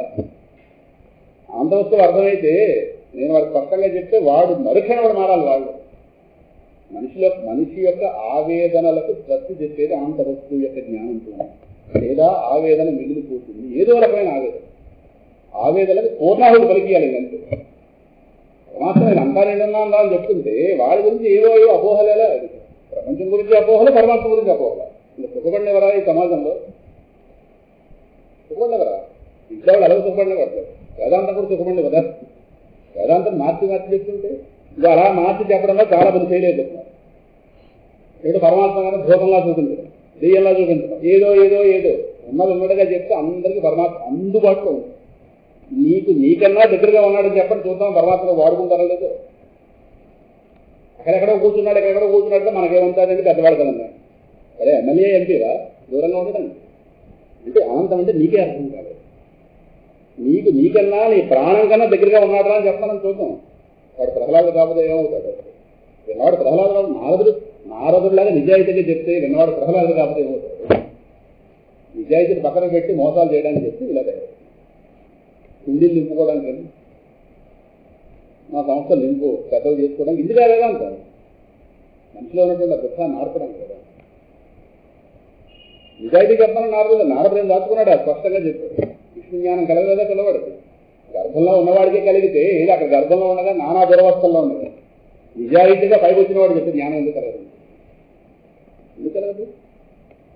బోధపడేవాడు తినగా లేరు కనుక, చెప్పేవాడు తినగా లేరు కనుక పాపం చాలా మంది ప్రయత్నం చేస్తున్నా ఖర్చు ఏ ఒకడో ఎదసి సిద్ధిస్తాయి. మనుషుల్లో గోల్డ్ పొందిన మోక్ష సిద్ధి కోసం ఏ ఒకడో ప్రయత్నిస్తాడు. వాడి పూర్వజన్మ పాపాలు పుణ్యాలు వీటి బట్టి వాడి యొక్క గత జన్మ సాధనలు ఏవే ఉన్నాయో వాటి ఆయా వాతావరణం బట్టి కొంతమంది ఆ ఫీల్డ్కి అట్రాక్ట్ అవుతున్నారు. అంటే భగవంతుడి కోసం వెతకిన వాళ్ళందరికీ పరమాత్మలో పని లేదనుకోకండి. పరమాత్మతోనే నాకున్న పని అనే జ్ఞానం వాడికి లేదు. పరమాత్మతో పని లేనివాడు ప్రపంచంలో లేడు. మనకున్న పనుల్లా వాడుకోడు. ఇది అర్థమైతే, ఈ మాట అర్థమైతే వాడు భక్తుడు వ్యాఖ్యానం. అర్థం కాకపోతే లౌకికుడు, ఏదో రోజు వాగిపోతాడు. ఎవరి కోసం వస్తాడు? మనకంటూ ఆకలి వేయడం ఖాయం అని తెలిసిన తర్వాత ఆవిడ గారు ఇంట్లో వండి పెట్టిన తర్వాత ఎవరి కోసం తింటాం? ఈ క్షణం కాదు మరుక్షణం వెళ్ళి ఎవరు లేకపోతే మనమని వడ్డించుకుని తింటాం లేదా? ఆలస్యత అయింది కానీ తినమేంటి అంటే వాడు ఈ జన్మ కాదు ఏదో జన్మగా ఆ గుమ్మం తొక్కాల్సిందే. ఎవరిస్తారు శాంతి? వస్తువు చూస్తే మన అవసరం మై ఆసక్తమనాహ నన్ను ఆసక్తి స్థానం చేసుకో. ఇందాక చెప్పినట్టుగా నా ఆసక్తి స్థానం ఏది? నిత్య సుఖం. నిత్య సుఖం దేనివల్ల వస్తుంది? నిత్య వస్తువు వల్లే రావాలి. ఏది నిత్య వస్తువు ఈ ప్రపంచంలో? ప్రపంచమే నిత్యం కాదు. పిచ్చి ప్రశ్న. ఈ ప్రపంచంలో ఏది నిత్య వస్తువు? పిచ్చి ప్రశ్న కదా అది. ప్రపంచమే నిత్యం కాదు. దీనికి ఆద్యంతాలు ఉన్నాయి. దీనికి ప్రపంచాన్ని పుట్టించింది మనం కాకపోతే కానీ ప్రపంచాన్ని పుట్టించిన వాడు ఒకడు ఉన్నాడు. ప్రపంచం పుట్టిందనడానికి ఏమిటి కారణం? ప్రతిక్షణం మార్పు చెందుతుంది. మారేది ఏది కూడా శాశ్వతం కాదు. మారేది ఇప్పుడు మారుతుండగా కనిపిస్తుంది. ఇంతకుముందు ఎప్పుడు పుట్టింది కదా. దాన్ని పుట్టుకుని నేను ఈ నేత్రంతో చూడకపోవచ్చు. దాన్ని దర్శించిన వాళ్ళు శాస్త్రాల్లో పెట్టారు అర్థం లేదా? ఇది వాళ్ళ ఏకాదశ ద్వాదశ. నేను అంతరిక్షంలోకి వెళ్ళి ఒకసారి గ్రహాలు పరిశీలించక్కలేదు. ఇంట్లో పంచాంగ పడుగు చూస్తూ జరిగేది. నాకెందుకు చేస్తున్నామా? వాళ్ళ ఏకాదశిని అందులో రాశాడు. నమ్ము అందుకే నేను చేస్తాను. మరి వాళ్ళ ఏకాదశిని వాళ్ళు పరిశోధనలు చేశారు. ఏకాదశిని తెలియడానికి అందరూ పరిశోధన చేయాలా? తెల్లారుగానే ఏకాదశి తెలుసుకోవాలి. ఆకాశంలో గడిపోయి ఆ గ్రహ కూటములు పెట్టి ఆ స్థితిలో వస్తాయి. అది రుచిని పరిశీలించారు. అదొక విద్య. అందులో ఉన్న వాళ్ళు ఆ పుస్తకం తయారు ఇచ్చారు.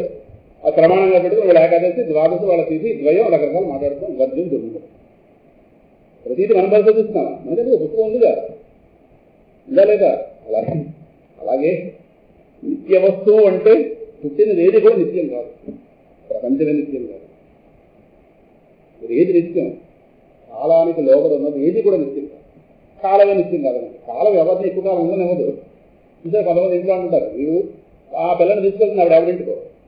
వాడు కూర్చోడు అక్కడ కణుగుడు ఓ మాట ఉంటుంది అప్పుడు చూసారా, వీడు ఎక్కడ ఎక్కువ కాలం నన్ను ఉండబెట్టి రాలేదు తల్లే ఎందుకు ఎక్కడ ఉండను అరగంట ఎక్కడ కూర్చొని ఎవరు తినగా ఆవిడ ఉతికిలో ఇచ్చింది బాబు అత్తగారు వదిలేదు ఇంతకాలం పక్కింటికి వెళ్ళేది దీని తీసుకొచ్చింది అది వీడు వదిలించిగా వీడొచ్చాడు వీడు వెళ్ళినప్పుడు కనుగుడు మళ్ళీ ఎప్పుడు వదులుతున్నావు ఇంటికి వెళ్తే ఓ అరగంట మాట్లాడడానికి లేదు వీడు పోవాలి నన్ను సుఖపడినవాడు ఎక్కడ ఎక్కువ కాలం ఉండేవాడు అయిందా కాలం ఎవరిని కూడా ఎక్కువ కాలం ఉండనివ్వదు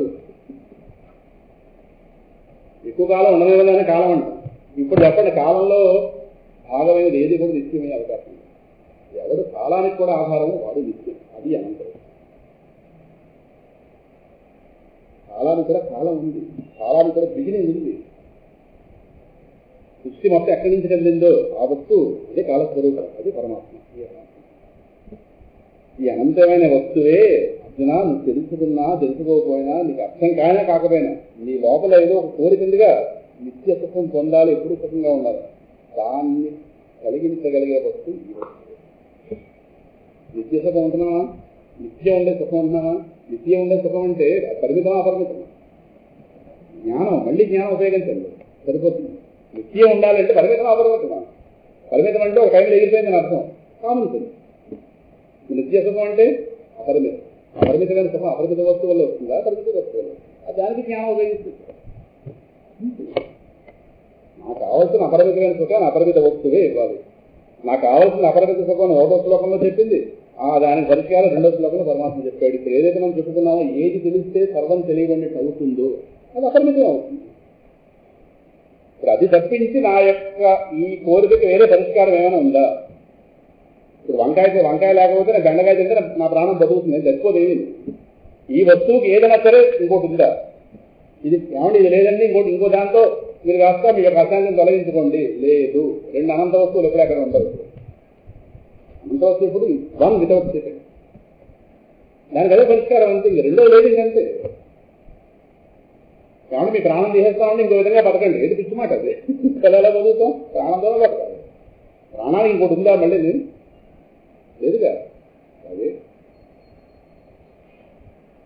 నా యొక్క కోరిక నా యొక్క ఆసక్తి స్థానమైనటువంటి ఆ నిత్య సుఖం పరిమిత సుఖం అది ఈ వస్తువు వల్లే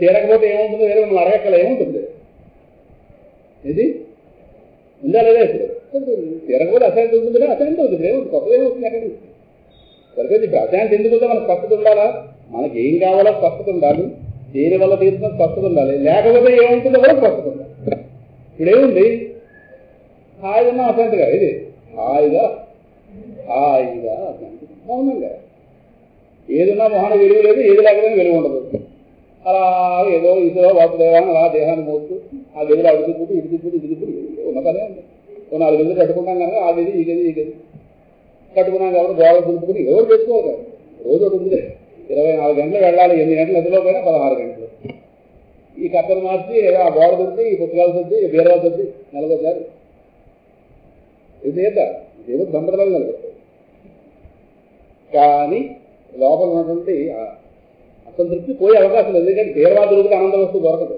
అంటే బీరవా దొరకద్దని దులుపుకోండి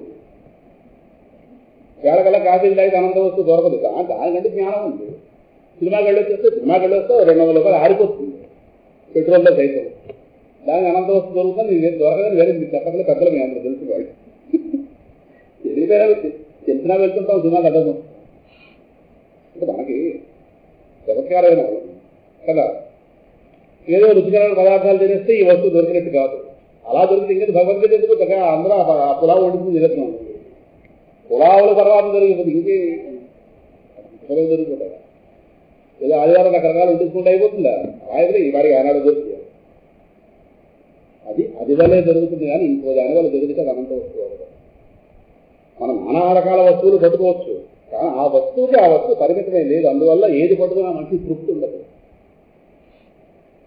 క్షణిక సుఖమే కానీ శాశ్వత సుఖం ఉండదు ఎందుకంటే ఆ వస్తువు పరిమితమే లేదు అర్థమవుతుందా అనంత వస్తువుగానే పట్టుకోవాలి నేను పట్టుకున్న ప్రతిదీ అనంత వస్తువు అయిపోతుంది ఇలా మోసపోతున్నాం ప్రపంచం ఇదే కాకుండా అదేందా ఇది ఇవాళ సబ్జెక్ట్ అదే. అందుకే ఆ సంస్కారాలు ఎవరికో కుదిరి భక్తి సంస్కారం ముందు ఎవడో ఒకటి తిరుగుతాడు. ఎంతమంది మనుషులు ఉంటాడు, మనుషులుగా జనాభా లెక్కల్లో 3 మంది ఉంటారు. కానీ ఏ కొద్ది మందో నా ఎడల నా గురించి ప్రయత్నం చేస్తారు అలాంటి పరమాత్మ. మరి అలా ప్రయత్నం చేసిన వాళ్ళలో ఏ ఒకడు కశ్చిత్ మాం ఆచార్యులు గారు అలాంటి వాళ్ళు ఎవరో కశ్చిత్ ఏ ఒకడు మాం వేత్తి తత్వత ఫలం వాడు ఉన్నదాన్ని ఉన్నట్టుగా అర్థం చేసుకున్నాడు ఏ ఒకడు. మరి మనమే అర్థం చేసుకుంటున్నారుగా, ఉన్నదాన్ని ఉన్నట్టుగా కాదు, వాళ్ళ భ్రమలు ఎక్కడ కల్పిస్తున్నారు. వాళ్ళ భ్రమ బట్టలు అక్కడ పెడుతున్నారు. అక్కడ ఉన్న భ్రమ వెళ్ళిపోయినట్లేదు. చాలా మంది చూస్తారు భగవంతుని, కానీ భగవంతుని సమగ్రంగా అర్థం చేసుకున్నట్టు ఆ మాట ఆయన చెప్పాడు. మనమంతా మార్చుకోవడం కశ్చిత్ మాం వేసి తత్వ కశ్చిత్ అంటే ఈ ఒకడు వన్ పర్సన్ ఎవడో ఒకడు నన్ను ఉన్నది అన్నట్టుగా తెలుస్తుంది. మిగతా వాళ్ళు బోల్తాలు కూర్చున్నారు. ఏమి నేను ఎంతటి వాడినో సమగ్రంగా తెలుసుకోలేక వాళ్ళు చెప్పేవాళ్ళు దొరకడం లేదు, చెప్పినా వీళ్ళకి పట్టడం లేదు. చెప్పేవాళ్ళు కూడా అంత మాత్రం ఉన్న పరిస్థితి వాతావరణ పరిస్థితులు కూడా అలాగే ఉన్నాయి. ప్రలోభాలు ఎక్కువైపోతున్నాయి. దాంతో భగవంతుడు అందరికీ మధ్యలో ఉన్నాడు, కానీ పరమాత్మ ఎవరికి అందరికీ లేదు. ఇలాంటి ప్రాణంత వస్తువు అంటే కొద్దిగా మనకున్న పరిస్థితుల్లో మనం అర్థం చేస్తున్నాం. ఇది అర్థమైనట్టే ఉంటుందో జారిపోతుంది. ఇవాళ కనుక అర్థమైతే ఇందాక చెప్తుంటే ఒక జల్లెడు పట్టుకోవాలి అక్కడి నుంచి. కంటికి కనిపించిన ప్రతిదీ పరిమితమా కాదా, ఇది అపరిమితమా కాదా పరిశోధన కనిపిస్తుందని అపరిమితం కాదు. ఇది నాకన్నా వేరుగా ఉంది. నాకన్నా వేరుగా అపరిమితంలో అవుతుంది. అపరిమితం కానప్పుడు దీంతో నాకు అని తీరే అవకాశం లేదు. ఇంతే ఉన్నాను. ఇలా గాలించండి, ప్రపంచంలో మనం ఒంటరి అయిపోతాం. ఎందుకంటే ఏదైనా సరే మనం పరిమితమే, ఏది మనం ఉద్ధరించే అవకాశం లేదు. నేను ఒక్కడిని మిగిలిపోతాను. ఇలా ఒక్కడిని మిగిలిపోతే జత కొట్టడానికి పరమాత్మ. నేను 10 మంది చేసి జరిగితే అది రాడు, కానీ నేను ఒక్కడిగా మిగిలితే ఎందుకంటే ఇవేవి నా అవసరం చేస్తావు. ఒక్కడిగా మిగిలితే నువ్వు ఒకరిగా ఉంటావు, నేను వస్తాను దానికి. అది అనుభూతి. నీకు ఇవన్నీ చేసిన జరుగుతుంటే నీ దగ్గరగా నాకేం జరుగుతుంది. అర్థమైందా? అందుకే పాపం అందుకే ఎక్కువ మంది జ్ఞానం తయారైపోరు. కారణం పరమాత్మ చెప్పాడు, ఎంతో పవిత్రత ఉంటే కానీ వస్తువు పట్టదు. పట్టించే ప్రయత్నం చేద్దాం, రెండు చూద్దాం. ఏంటి అనంత వస్తువు అంటే ముందు మన ప్రపంచం బట్టి అర్థం చేసుకునే ప్రయత్నం చేద్దాం. ప్రపంచంలో చాలా వస్తువులు ఉన్నాయి. ఏ వస్తువు మరొక వస్తువు కాదు. ఉదాహరణకి సెల్ ఫోన్ తీద్దాం, ఇది సీసా తీద్దాం. ఇది కాదు, ఇది కాదు, స్పష్టంగా తెలుస్తుంది. ఫోన్ కావాలంటే నేను దీంతో మాట్లాడాలి, నీళ్లు తాగాలంటే ఈ వస్తువు కాదు. ఈ వస్తువు కాదు, ఈ వస్తువు కాదు. దీన్ని బట్టి దీనికి పరిమితి ఉంది, దీన్ని బట్టి దీనికి పరిమితి ఉంది. పరిమితి అనేది ఎప్పుడు రిలేటివ్ వర్డ్. ఎప్పుడు ఎలా చెప్పారు? ఇది ఉన్న ప్రదేశంలో ఇది లేదు, ఇది ఉన్న ప్రదేశంలో దీనితో తీరే అవసరాలు దీంతో తీరవు, దీంతో తీరే అవసరాలు దీంతో తీరవు. ఈ రెండు చూసుకుంటాం. ఇలా ప్రపంచంలో మొత్తానికి మొత్తం కంపేర్ చేయాలి. ఇది ఒక కాలంలో లేదు, మరో కాలంలో వస్తుంది. ఇది ఒక కాలంలో లేదు, మరో కాలంలో వస్తుంది. ఇది ఒక కాలంలో పోతుంది, ఇది మరో కాలంలో పోతుంది. దీనికి పోవడం ఖాయం, దీనికి పోవడం ఖాయం.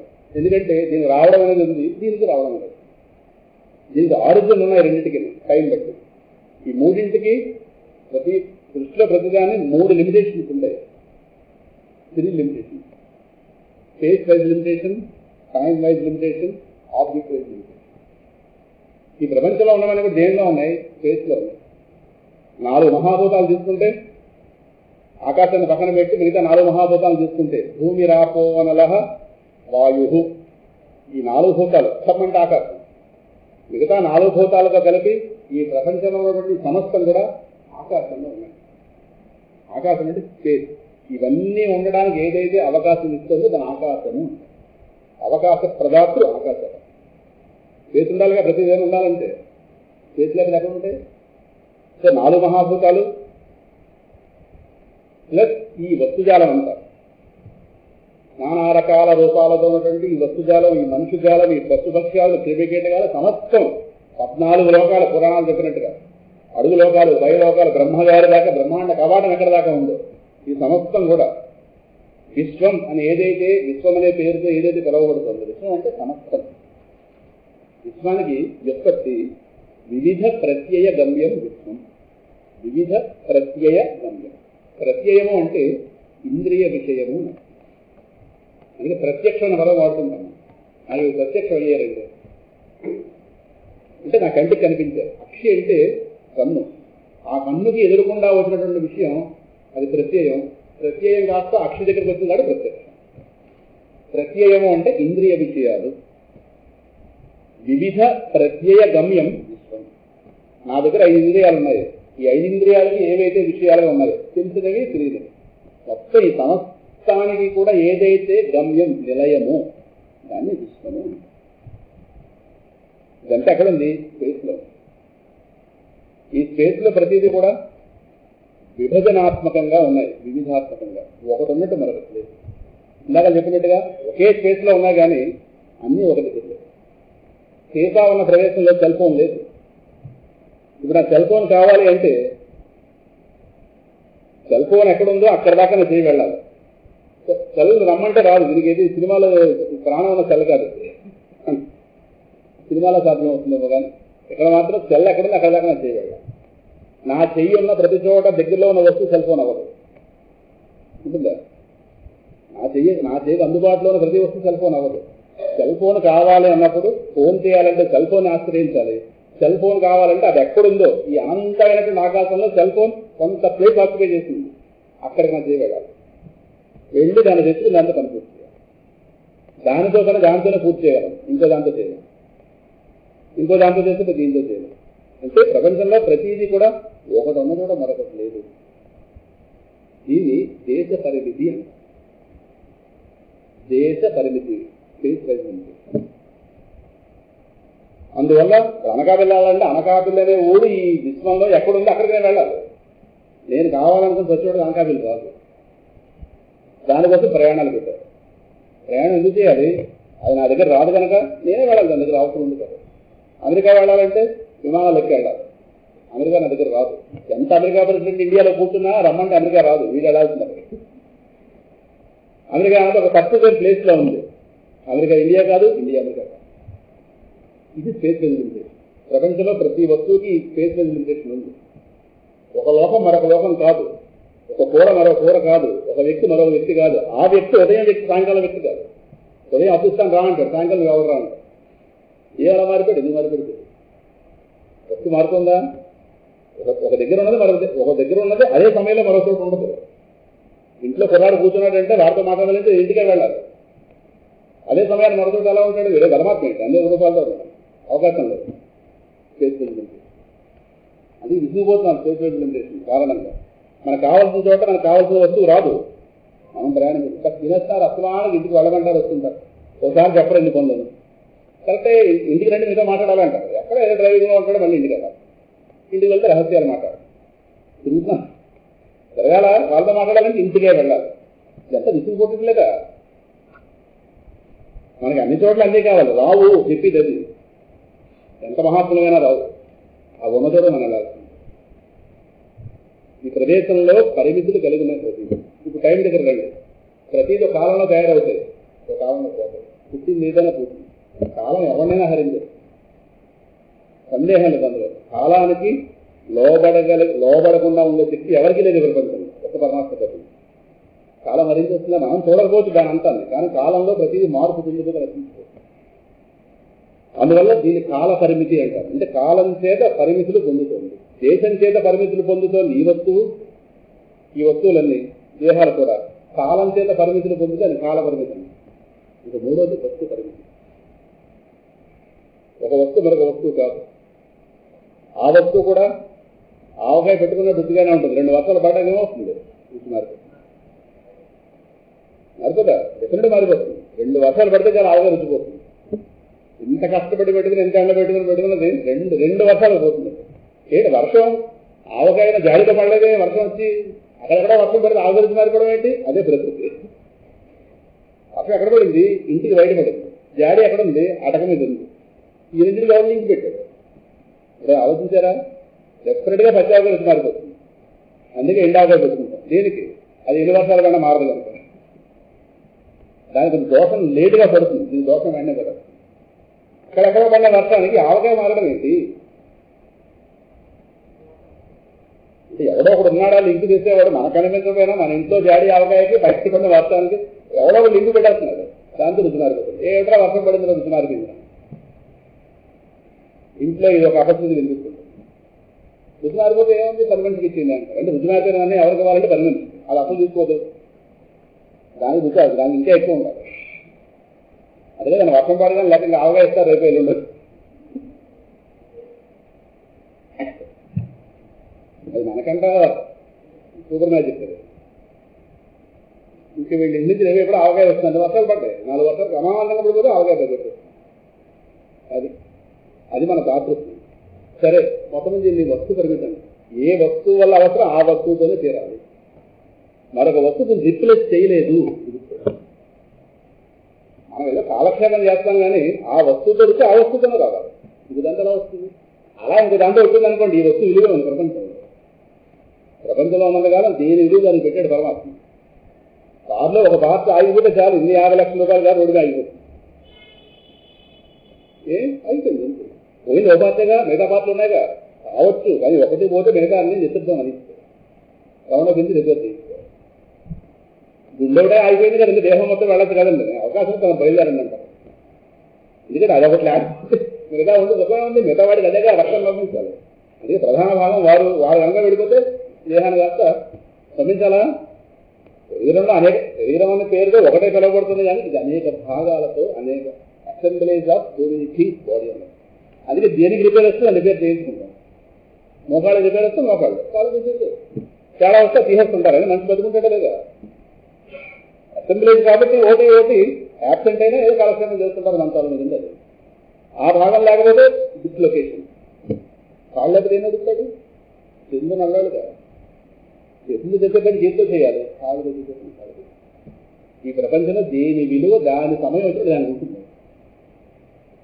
దీని వస్తు పరిమితి. ఇది ఏ వస్తువు తీసుకోండి, ఈ మూడింటితోనే ఉంటుంది ప్రపంచం. వస్తు పరిమితి, దేశ పరిమితి, కాల పరిమితి. ఈ 3 పరిమితులు కలిగి ఉన్నది అదే పరిమిత వస్తువు. పరిమిత వస్తువు అంటే ఈ 3 పరిమితులతో ఉంటే పరిమిత వస్తువు. డెఫినేషన్ ఇది.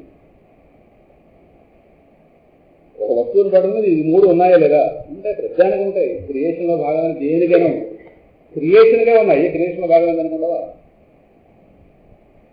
ఈ 3 పరిమితులు ఉన్నది పరిమిత వస్తువు అయితే, ఈ 3 పరిమితులు లేనిది అపరిమిత. దీన్ని మనం కంటితో చూడలేము. కారణం, దీన్ని చూడడానికి ప్రయత్నం చేసే కన్నుకు కూడా ఆధారం. అంత వస్తువుని ఎక్కడ చూస్తున్నాం? అదే పరిమితం, అదే బ్యాగా మనకన్నా వేరే పరిమితం. చూద్దామనే ప్రయత్నం చేస్తున్న మనస్సు, చూడడానికి ఆధారమైన కన్నుకి కూడా అది ఆధారమయ్యింది. మాట అర్థమవుతుందా? అర్థం చేసుకోవాల్సిన బుద్ధి కూడా ఆధారమై ఉంది. కాబట్టి దక్షిణామూర్తికి నమస్కారం పెట్టు, హైగ్రోకి నమస్కారం పెట్టి ఎందుకు కూర్చుంటామంటే బుద్ధిలోకి జ్ఞానం వెళ్ళబోతుందయా, నీ అనుగ్రహంతో నిలబడాలి లోపల. ఎందుకంటే మీరు జ్ఞాన సంప్రదాయానికి గురువులు నిద్ర. అందుకు వాళ్ళిద్దరు ప్రార్థన చేసి లోపలికి వెళ్ళారు. బుద్ధిలో నిలబడాలి జ్ఞానం అంతా. లేదా అందువల్ల ఈ 3 పరిమితులు లేనిదేదో అది అపరిమిత వస్తువు. అదేంగా ఈ పరిమితాలు మనం తప్పు తినేస్తుంటే, ఇప్పుడు మీ అందరూ కూడా చాలా మంది ఇల్లు తాళాలు వేసి వస్తుంటారు. ఎవరో ఒకరు బీరవా కూడా తాళం వేస్తుంటే బీరవ తెచ్చుకుంటారు, తాళం తెచ్చుకుంటారు. తాళం వస్తే బీరవ వస్తుందా? తాళంతో పాటు బీరవ ఎప్పటిదాకా ఎప్పుడు రాలేదు, రాకూడదు కూడా. మనతో పాటు మన ఇల్లు గదిలి వస్తుందా? మనతో పాటు మన ఇల్లు కదులుతాయి అనుకోండి. ఇప్పుడు ప్రతి ఇంటి ముందు ఇళ్లకి పార్కింగ్ ప్లేస్ పెట్టాలి, స్కూటర్లకే పార్కింగ్ ప్లేస్. మనం మన ఇల్లు వేరు కనుక ఏదో అనుమానం అలా పడుంటుంది. అక్కడ ఏమైనా వెళ్ళి పనులు చూసుకొస్తున్నాం. మనతో పాటు ఇంటి కదిలే పరిస్థితి అయితే ఇంకా ఒక రాజుగారు ఇంటి ముందు ఇప్పుడు ఒక 20 ఏళ్ళకి సంవత్సరాలప్పుడు పార్కింగ్ ప్లేస్ పెట్టాలి. స్కూటర్లు కార్లు వేరే ఈ కర్మ పట్ల చెప్పరు. సపోజ్ మనకి ఇంటికి అర్జెంట్ అవసరం ఏదనుకోండి, శివానంద హాస్పిటల్ మీరు ఉన్నారు, నేను అర్జెంట్ విష్ణు సహస్రనామం పారాయణం పెట్టాను. మీ దగ్గర పుస్తకాలు ఇంట్లో ఉన్నాయి, ఇప్పుడు లేదు. ఈ సమయంలో మీకు ఎవరు కావాలి? ఇల్లు కావాలి. ఎక్కడికి పుస్తకాలు తీయండి అన్నా, లేవు. ఇంటికి వెళ్ళడానికి టైం పడుతుంది. అమాంతంగా ఇల్లు ఇక్కడ ఉంటే వెంటనే తలుపులు తీసి పుస్తకం తీయదు, అవకాశం లేదుగా. ఇంట్లో కూడా తలుపు తీయాలి కనిపిస్తుందా? అది ఎక్కడో ఏ అటక మీద పెడతాం. ఎందుకంటే మనం ఇప్పుడు రోజు చదువుతాం కానీ అటక మీద ఉంటుంది. అక్కడ విష్ణువే మనకి ఎంత ప్రాధాన్యించారు మనం. దాన్ని వెతకడానికి 10 మంది మనుషులు పెట్టాలి. ఇంట్లో ఉంది, బయటకు రాదు. ఇది విష్ణువు కనుక మనకి దొరకని వేదాంత పుస్తకాలు పేర్లు అలా కనిపిస్తుంటే కానీ ఇది మాత్రం బయటకు రాదు, కావాలి కనిపిస్తుంది. అప్పుడు వెంటనే మనకు చూడండి పరిమితులు ఎలా విధిస్తాయి. కావాలన్నప్పుడు ఇల్లు దగ్గర ఉండదు, వద్దన్నప్పుడు వెంటబడుతుంది అనుకోండి ఇల్లు. ఏం సుఖపడుతున్నాం? మనకు కావాలన్నప్పుడు వచ్చేయాలి, వద్దన్నప్పుడు వద్దాలి. అది కావాలంటే ఈ వస్తువులు పట్టుకుంటే అన్నీ అందుబాటులో ఉంటాయి. Everything is at your door step అని వరల్డ్ దగ్గర పెట్టుకుంటే ఆ వస్తువు ఈ వస్తువు. ఈ పరిమితుల మధ్య సాధ్యం కాదు. నిజంగా ఈ పరిమితుల్లో ఉన్నాం. మన పరిమితులు మనకు అర్థమైతే, ఈ పరిమితులు ఏ విధంగా మనకి ఇబ్బందికరం అర్థమైతే స్వేచ్ఛలకు వెళ్ళడం ప్రయత్నించాలి. ఆధ్యాత్మికత అంటే నిజమైన స్వేచ్ఛ, రియల్ ఫ్రీడమ్. ఎక్కడి నుంచి వస్తుంది ఫ్రీడమ్? పరిమితుల్లో ఉండగా ఫ్రీడమ్ వస్తుందా? పక్షిని పంజరంలో బంధించి ఎగిరే ఎక్కడే పంజరంతో పడిపోతుందా? కలుపు తీ తర్వాత చూసింది అదే. ఒక్కసారి ఈ పరిమితుల్లో బయటకు తీసుకెళ్లి వస్తువుని మోసించు, విశ్వమంతా వ్యాపించేస్తారు పరిమితులు. అప్పటిదాకా వామనులు అలా పదుంటాం అలా ఎదగాలిగా. అందువల్ల ఈ 3 పరిమితులు లేనిది ఏదైతే ఉందో అదే అపరిమిత వస్తువు. అర్థమైందా? జాగ్రత్త పడుతుంది, సందేహాలు మిగలకూడదు దీని గురించి. ఈ ఉన్నవన్నీ కూడా ఒకదానికన్నా మరొకటి వేరుగా, ఒకటి ఉన్న చోట్ల మరొకటి లేనిదిగా, ఒకదాన్ని తీసుకుంటే మరొకటి రావడం అన్నది లేనిదిగా. ప్రపంచంలో ఇన్ని ఉన్నాయి చూడండి. ఏదో బతికేస్తున్నాం కానీ మనం పరిశీలిస్తే సత్యం బయటపడుతుంది. ఈ ప్రపంచంలో ఒకటి ఉన్న చోట మరొకటి ఉండదు, ఒకదానికన్నా మరొకటి వేరు. ఒకటి ఉన్న చోట మరొకటి ఉండదు, ఒకటి వస్తే మరొకటి వచ్చినట్టు కాదు. ఒకదాంతో తీరే అవసరం మరొకదాంతో తీరదు. ఒకటి ఉన్న కాలంలో మరొకటి దొరకదు. పాపం ఈవిడి గారు లోపల పిల్లడు ఉంటాడు, మామిడికాయ ఏమైనా తినేయాలంటే డిసెంబర్లో మామిడికాయ కనిపిస్తుంది. నోరు చింతపండు తినే తల్లి అంటారు. చింతపండు తింటే అలా అవుతుందమ్మా, మామిడికాయ తినాలని ఎక్కడ తెలుస్తుంది? మీకు పిల్లడు కడుగులో పడినప్పుడల్లా మామిడికాయ వస్తుందా? వాళ్ళు రాదు, ఎక్కడొక సంపాదించాలని మొత్తం ఇది అవుతుంది. అన్నప్పుడు రాదు, సీజనల్ ఫ్రూట్ అది ఎప్పుడు రావాలో అప్పుడు వస్తుంది. అది ఉగా దగ్గర వస్తుంది, తిండిగా రాదు. ఇంకా తర్వాత ఉన్న పనే తిండిగానే వాడిని తిండిగా అందరినీ తిండి అనుకుంటున్నాం. సరే, అందువల్ల ఈ విధంగా ఏది కావాలంటే దాన్ని తీసుకోవాలి. ఇవన్నీ కలబోసి ఆలోచిస్తే సమస్త అవసరాలు తీర్చే వస్తు లేదు. ఏది నా దగ్గర ఉంటే సమస్తం నాకు అందుబాటులో ఉంటుంది, ఆ వస్తువే నేనయ్యా అని చెప్పాడు. సులభంగా అర్థమవుతుందా? కానీ మనకు సులభంగానే అర్థమైంది. గాడికండి ఇక్కడ కూడా అర్థం కాకపోతే ఎక్కడ అవుతుంది? బుద్ధికి ఎక్కించుకోవాలి. ఇది ఒకటి అర్థం కావాలి. నా అవసరం, నా ఆసక్తి స్థానం, నేను కోరుకుంటున్న అపరిమిత సుఖం, నా అవసరం ఏదైతే ఉందో, మై రియల్ నీడ్, నా నిజమైన అవసరం. మిగతావో నకిలీ అవసరం. నా నిజమైన అవసరం నిజమైన పరమాత్మతోనే కూడి దీనితోనే తీరాలి. ఇది అర్థమైతేనే శక్తి. శక్తి అనేది వ్యాపారం కాదు. శక్తి అనేది పరమాత్మ అప్యాయంగా పరమాత్మ దగ్గరికి, పరమాత్మ నువ్వు తప్పించి వేరే దిక్కు లేదని పరమాత్మను సేవించాలి. అన్ని రీతిలో కూడా మనకు అన్ని లోపల ఉన్నటువంటి అన్ని అవరోధాలు కూడా తొలగి మనసులో ఉన్నటువంటి అన్ని లెవెల్స్ ఎగ్జిస్తాయి. అది అన్ని విధాలా పరమాత్మకి. అందుకే సర్వభావేన భారత అంటాడు స్వామి. సర్వభావేన, ఏ భావన కూడా అక్కడ విడిచిపెట్టుకుని అన్ని భావాలతో పరమాత్మ శరణం. ఏ భావం విడిచిపెట్టుకున్న నష్టం ఏంటి? భావం విడిచిపెట్టడం అంటే నాకు వేరే ఎవడో ఉన్నాడు రక్షకుడు, నాకు వీడెవడో దిక్కున్నాడు, అక్కడ భావం అక్కడ అలాగే పరమాత్మ అర్థమైందా? అందువల్ల అర్జున గో యత్ జ్ఞాత్వా నేహ భూయోన్యత్ జ్ఞాతవ్యం అవశిష్యతే. ఈ వస్తువు దీన్ని పరమాత్మ కోసం ప్రయత్నిస్తున్న వాళ్ళు అనేక మంది ఉన్నారు. ప్రయత్నిస్తున్న వాళ్ళు ఏ అవసరం అవుతారు? బుద్ధి ఎంతో పవిత్రంగా ఉంటే కానీ వస్తువు ఎక్కడలేదు. చెప్పే వాళ్ళకి చాలా శుద్ధి ఉంటుంది దీని గురించి. కానీ దీన్ని బోధపరచడానికి ప్రపంచం సహాయమే తీసుకోవాలి. ఎందుకంటే పిల్లలు వస్తే ప్రపంచం నిత్య ప్రసిద్ధం కనుక ఈ ప్రపంచం సహాయంతో ప్రపంచంలో ఏదైతే మీకు ఎంతసేపు చెప్పాను ఆచార్యుల గారు ఒక్క మాటలు చెప్పారు శంకర శాస్త్రంలో, విష్ణు సహస్రనామ శాస్త్రంలో. అనంతం అనే దానికి అనంతమైన చెప్తే 3 సార్లు వస్తుంది విష్ణు సహస్రనామం. దానికి ఒక దగ్గర ఆయన భాష్యం చెప్తూ దేశతః కాలతః వస్తుతః అపరిచ్ఛిన్న అనంత. దేశము చేత, కాలము చేత, వస్తువు చేత విభజింపబడనిది, పరిమితం చేయబడనిది అనంతం. దేశం చేత పరిమితం చేయబడేవి వస్తువులన్నీ. ఇక్కడ వస్తువుని దేశం డామినేట్ చేస్తుంది, అది జ్ఞాపకం పెట్టు. ఈ వస్తువు దానంతటా ఎక్కడ కావాలని వెళ్ళలేదు, అలా వెళ్ళగలిగితే ఇంకేమీ అదే పరమాత్మ అవుతుంది, అవకాశం లేదు. దాన్ని ఆ పర్టికులర్ ప్లేస్ కూడా మనం పట్టుకోవాలి. లేదు చూడ కాదు, మనం మారిస్తే మారుతుందేమో కానీ దానంతటా మారలేదు. మనకి వెళ్ళాలి అందుబాటులో లేదు, అది అక్కడ ఉంది, అక్కడ మనం వెళ్ళాలి. ఈ క్షణం నేను గంగా చూడాలి, అలా చూస్తాను. జస్ట్ ఇంట్లో టీవీ పెట్టుకుని చూస్తే సరే ఎక్కడ కూడా చూపిస్తాను. అమాంతంగా వెళ్ళిపోవాలంటే అది ఎక్కడో అక్కడ వెళ్ళాలి. ప్రయాణం చేయాలా, ఎంత గంగ అయితే మాత్రం అదే రాదుగా, నేను వెళ్ళాలి అక్కడ. ఆవిడ పర్టికులర్ ప్లేస్లో ఉంది, ఆవిడ నేను అక్కడికి వెళ్ళిపోవాలి. ఒక పరిమితితో ఉంది ఆవిడ. ఈ దేశ పరిమితి. కాలం అనేది ఒకటి ఉంది. ఈ కాల ప్రవాహంలో వస్తుంటాయి, కనుమరుగైపోతుంది. అందుకే అంటుంటాం, ఒక మనిషిని 20 ఏళ్ళ తర్వాత మనిషిని చూసామనుకోండి, వాళ్ళ దేహంలో మార్పులు వస్తాయి. కొంతమంది 20 ఏళ్ళలో వెళ్ళిపోయిన వాళ్ళు ఉంటారు, వాళ్ళ సంగతి మనకు తెలుస్తుంది. వెళ్ళిపోయారా, నీకు చెప్పి వెళ్ళాలా? ఆయన పంపించడం కాలం చూసుకుంటుందో సరైన కాలంలో ఆయన పంపించింది. తమరు సంతకం ఎలా అంటే నా సంతకం లేకుండా ఫైల్ వెళ్ళిపోయింది అన్నట్టుగా ఉంటుంది. పంపించేవాడు ఉన్నాడుగా, కానీ మన ఎక్స్ప్రెషన్ అలా ఉంటుంది. కాలం ఎవరికి కూడా అవకాశం ఇవ్వదు. సరైన టైంలో అది ఎవరి అకౌంట్ వాళ్ళు చూసుకుని అంత అందమైన వ్యవస్థ పెట్టకపోతే ఇంత అందంగా వెళ్తామా జీవితంలో ఎంత పద్ధతిగా వెళుతున్నాం. చక్కగా ఆ టైం రాగానే ఎవరెక్కడి నుంచి వస్తాడో తెలియదు, ప్రాణం తీసేస్తాడు. అంటే డాక్టర్ దగ్గరలాగా ప్రాణం పోయింది, డాక్టర్లు కూడా ప్రాణాలు పోతున్నారు.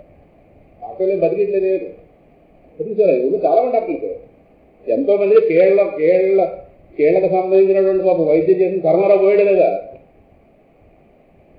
ఆయన పోయాడు. డాక్టర్ జ్ఞానేశ్వర్ పోయాడే లేదా. ఎంతమంది ఆయన కోసం 4-5 నెలల ముందు నుంచి, ముఖ్యంగా వెస్ట్ గోదావరి వైపు నుంచి ఓహోకి వచ్చి కాపురాలు పెట్టుకొని రాయజేస్తారు అపాయింట్మెంట్ పోయాడే లేదా.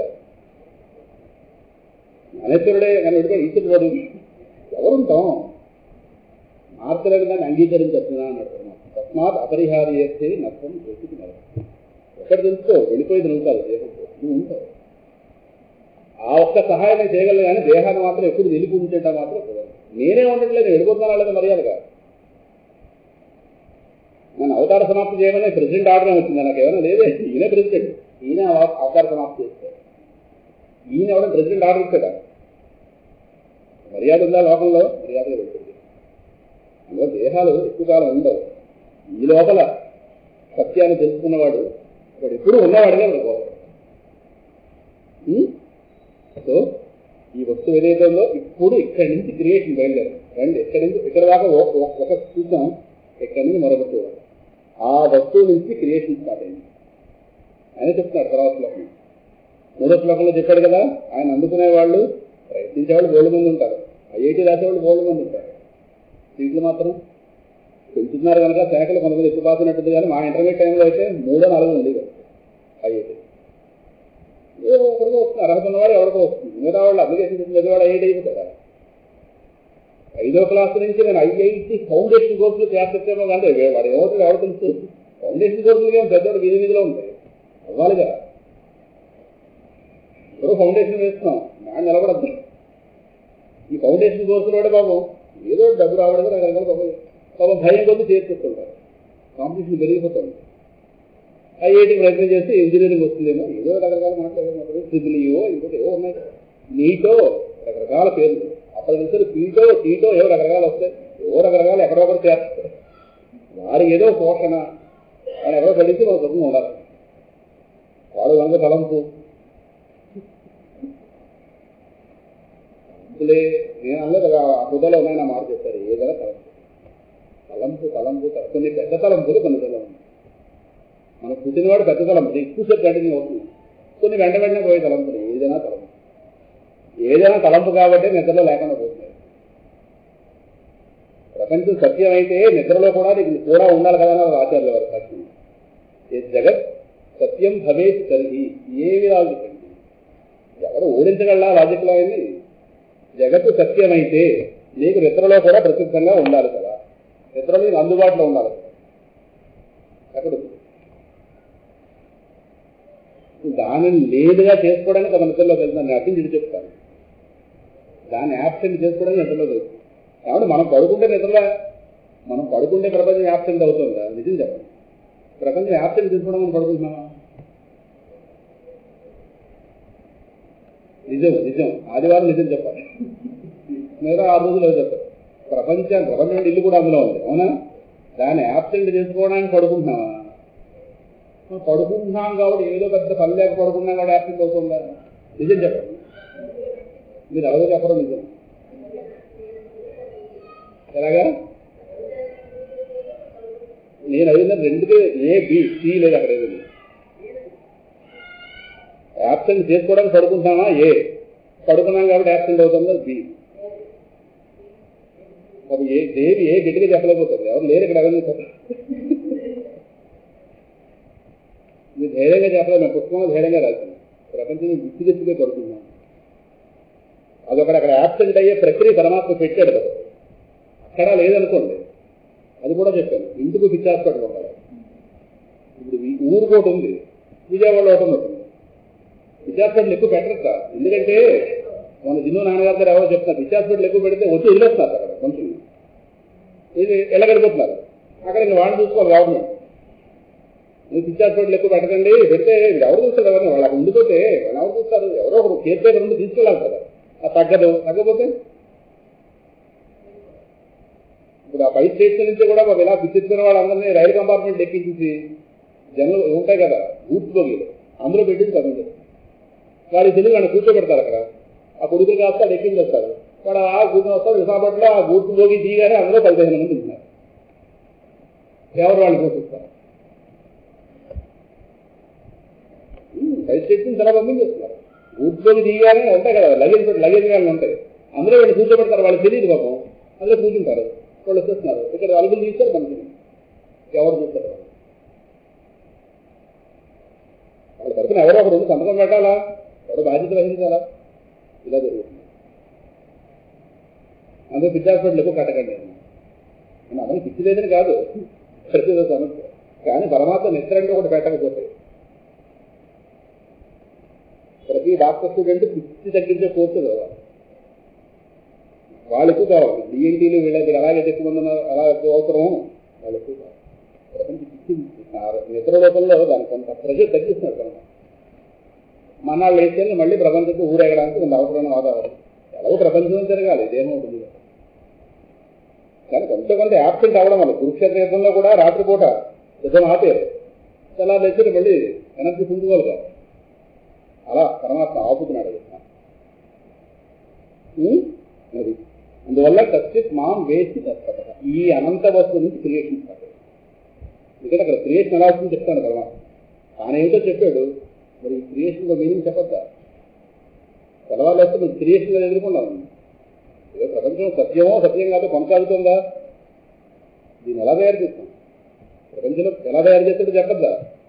ఇప్పటిదాకా తనేంటో చెప్పాడు. As the creator of this world ఎలా క్రియేట్ చేస్తాడో చెప్పాడు. అనంత వస్తువు ఉంటే ఒకటి ఉన్నప్పుడు క్రియేషన్ దాని నుంచి రావాలి. ఇంకో దాని నుంచి వస్తే ఇది అనంత వస్తువు. అనంత వస్తువు అంటే ఉన్నది తానే అయినది. దీనికి అదే సరైన నిర్వచనం. ఇందాకలు చెప్పింది కూడా రిలేటివ్ నిర్వచనం. దేశత కాలత వస్తుత అపరిచ్ఛిన్న. అపరిచ్ఛిన్న అంటే అన్బ్రేకబుల్. ఈ వస్తువులన్నింటినీ కూడా ఈ దేశము కాలము వస్తువు డామినేట్ చేస్తున్నాయి. వీటి డామినేషన్ ఎవరికైతే లేదో వాడు పడతాడు. అంటే వాడి డామినేషన్ ఈ 3 ఉంటాయి. స్పేస్ని క్రియేట్ చేశాడు, టైంని క్రియేట్ చేశాడు, వస్తుజాలాన్ని క్రియేట్ చేశాడు. ఈ 3 కలిపితే ప్రపంచం చెప్పాలి. ఎలా తయారు చేశాడు చెప్పాలి. మనం కూడా పరమాత్మను పూర్తిగా అర్థం చేసుకోలేము. అందుకే మీ పెళ్ళైన తర్వాత అరుంధతిని చూపించడానికి పూర్తిగా ఇప్పటిదాకా ఎవరు అరుంధతిని చూసే అవకాశం లేదు, చూపించలేరు కూడా. అరుంధతిని చూపించడానికి సపోర్ట్ చూపిస్తారు. ఆవిడ పూర్తిగా కనబడుతుంది అవసరం. సరే ఎంతమంది చూస్తారేమో కానీ పూర్వ రోజుల్లో అరుంధతిని చూపించిన అలవాటు ఉండేది. అర్ధరాత్రి పెళ్ళిళ్ళు అయితే ఒకవేళ ఉదయం పెళ్ళైనా రాత్రి చూపించారు. అరుంధతి చూడగానే ఆవిడ కనిపించదు. ముందు సప్తర్షులు చూపించాలి. ఆ 7 చూపించి అందులో వశిష్ఠుడు పాదాల దగ్గర ఉంటుంది. మిణుకు పెద్ద వెలుగు ఉండదు. ఆవిడ డైరెక్ట్ గా చూపించడం కుదరదు. అందువల్ల ముందు అసలు అన్ని నక్షత్రాల్లోంచి ఆ 7 నక్షత్రాలను ముందు చూపించాలి. మీరు చూస్తానగానే అరుంధతి ఎదుర్కొంటూ వచ్చేది ఏమీ లేదు. ఎంతమంది ఇప్పుడు ఆ చూపించే పురోహితుడు వాడు నేల మీదే ఉంటాడు. ఈ పెళ్లి ఎక్కడే ఉంటారు. అరుంధతిని చూపించాలి. ఎలా? వీడు ఆకాశంలో అక్కడ చూపిస్తాడా? హెడ్ మాస్టర్ ఏమైనా బోర్డు మీద రాస్తున్నప్పుడు మాస్టర్ ఏమిటంటే అంటే ఆ కుటుంబం అక్కడ పెట్టి చూపిస్తారు. ఎందుకంటే బోర్డు దగ్గర ఉన్నాడు కనుక. వాడు మన దగ్గరే ఉన్నాడు, పెళ్లి చేయించినాడు. అసలు వీడి పెళ్లి నువ్వు చూసాడు లేదు, అది వేరే సంగతి. మొత్తమే 8,000 నక్షత్రాలు ఆకాశంలో ఉన్నాయి. అందులో ఆ 7 మీద మన దృష్టి వెళ్ళాలి. ఎలా వెళుతుంది? నువ్వు 7 చూపిస్తే వాడు ఇంకో 7 అనుకుంటే ఎలా 7గా జరుగుతుంది. ఆ 7 మీదకే వెళ్ళాలి. వెళ్ళాలంటే ఏం చేయాలి? దానికి ప్రక్రియ ఉంది. ఓ చెట్టు కొమ్మ దగ్గర తీసుకెళ్ళి ఆ చెట్టు కొమ్మ ఎడ్జి నుంచి చూపించాలి. శాఖాచంద్ర న్యాయము అంటారు. అలా 5 దక్కింది అవకాశం. అందుబాటులో ఉన్న దాని సహాయంతో అందని దాన్ని అందుకోవాలి. వేరే ప్రక్రియ లేదు. 11 చెట్టు కొమ్మ దగ్గర అంటారు. ఓ మామిడి చెట్టు ఉంటుంది పెరట్లో. ఆ మామిడి చెట్టు కింద కరెక్ట్గా వీలు తెలుసు కాబట్టి ఆ 7 నక్షత్రాలు ఆదుల్లో ఉంటాయి. ఆ 7 ఒక కొమ్మ కింద వచ్చే విధంగా తీసుకెళ్తారు. ఇదో ఈ కొమ్మ చివరి నుంచి పూర్తిగా చూడండి. కొమ్మ మనకు కనిపిస్తుంది, అదృష్టం బాగుంటుంది. ఆ కొమ్మ చివరి నుంచి వెళితే ఆ 7 నక్షత్రాలు తెలుస్తాయండి వరకలో ఉన్నాయి. అమ్మయ్య ఓ పని. ఆ 7 అరుంధతి కాదు. అందులో ఏమండి లెఫ్ట్ సైడ్ నుంచి 3 దగ్గర రండి అంటే 1, 2, 3 వచ్చామండి. ఆయన గారు వర్తిస్తుందండి. ఆయన పాదాల దగ్గర కొంచెం చూడండి, మిడుగు మిడుగుని ఉన్నారు. అవునండి ఆవిడ ఆవిడకు నమస్కారం పెట్టండి.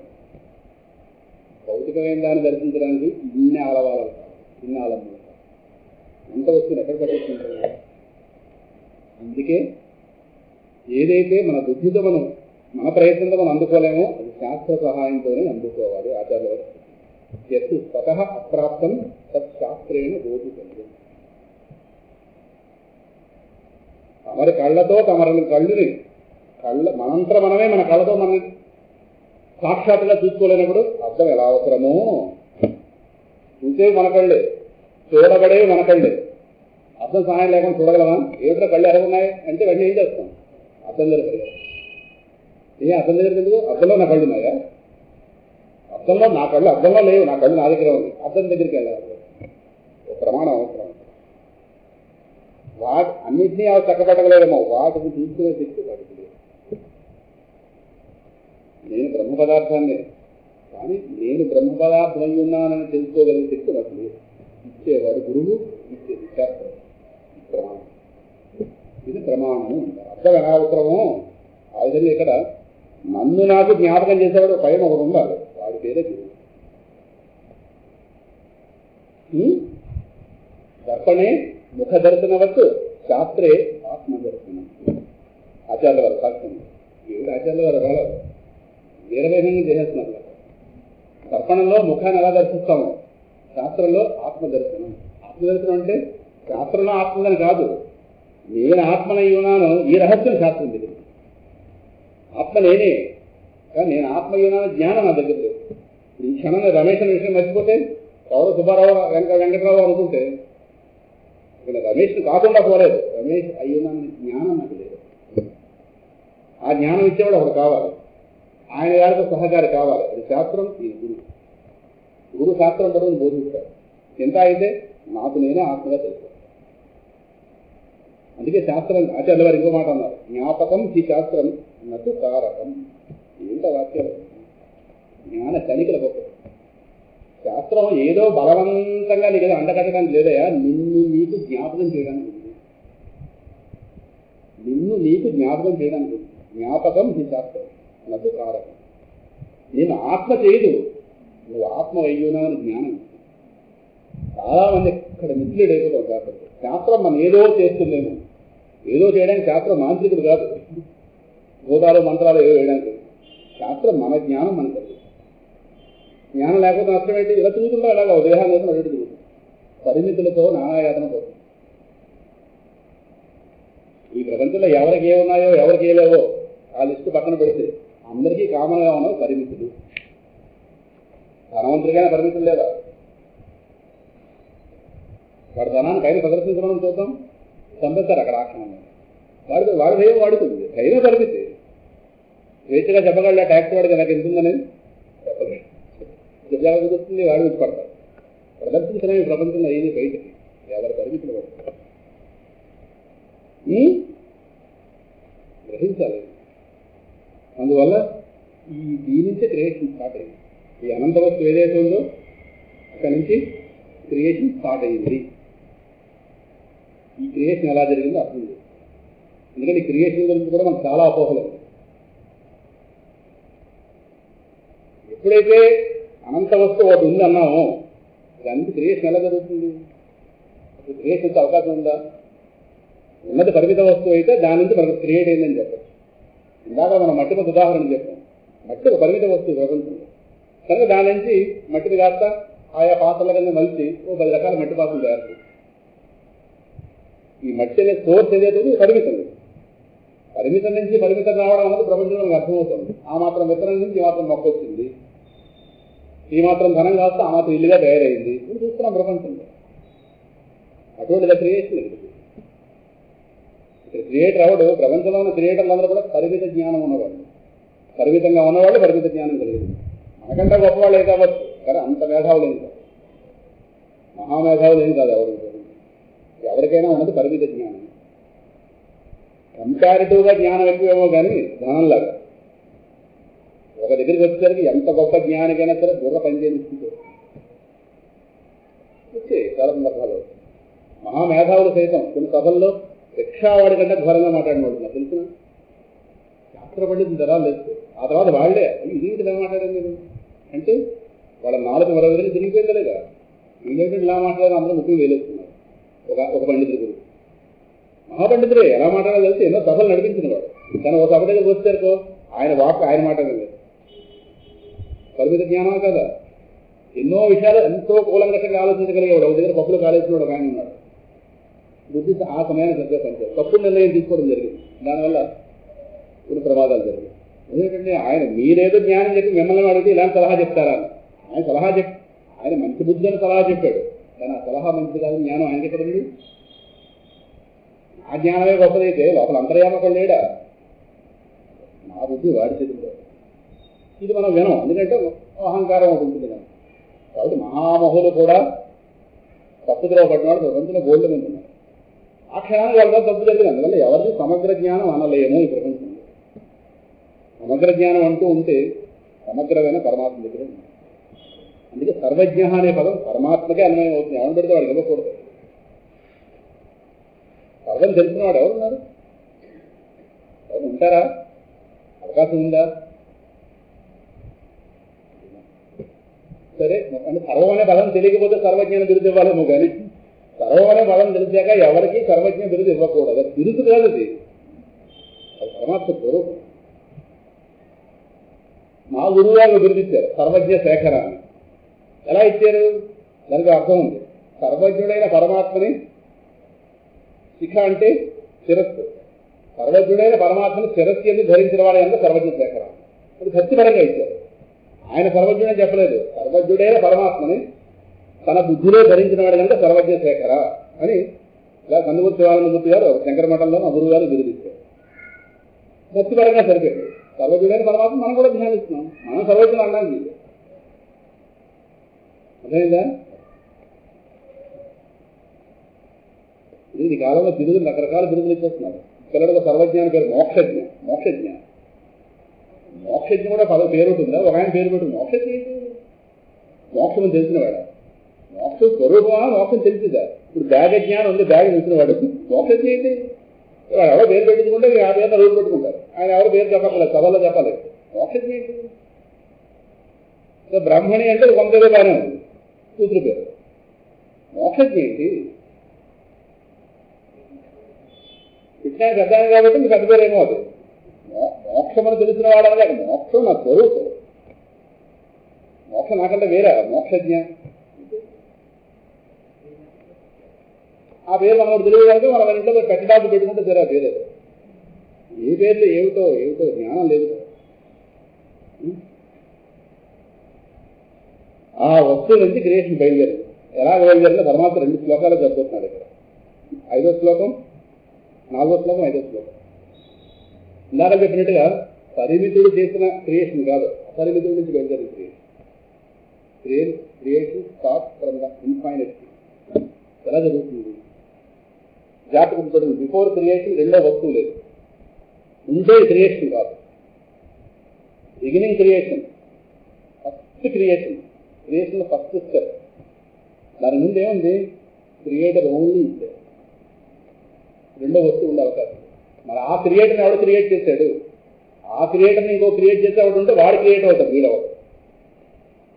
ఒక వస్తువు మనం ఒప్పుకోవాలి.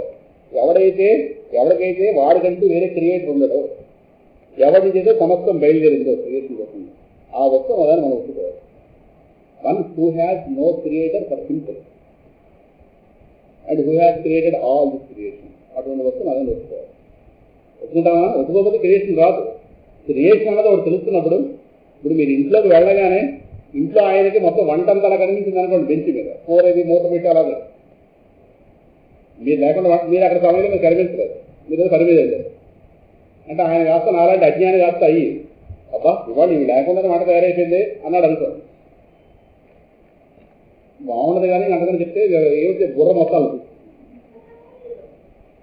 కరెక్ట్ లేదు. ఈ బయట వంట పూర్తి చేసి పని మీద వెళ్ళి ఉంటుంది అనుకోవాలా?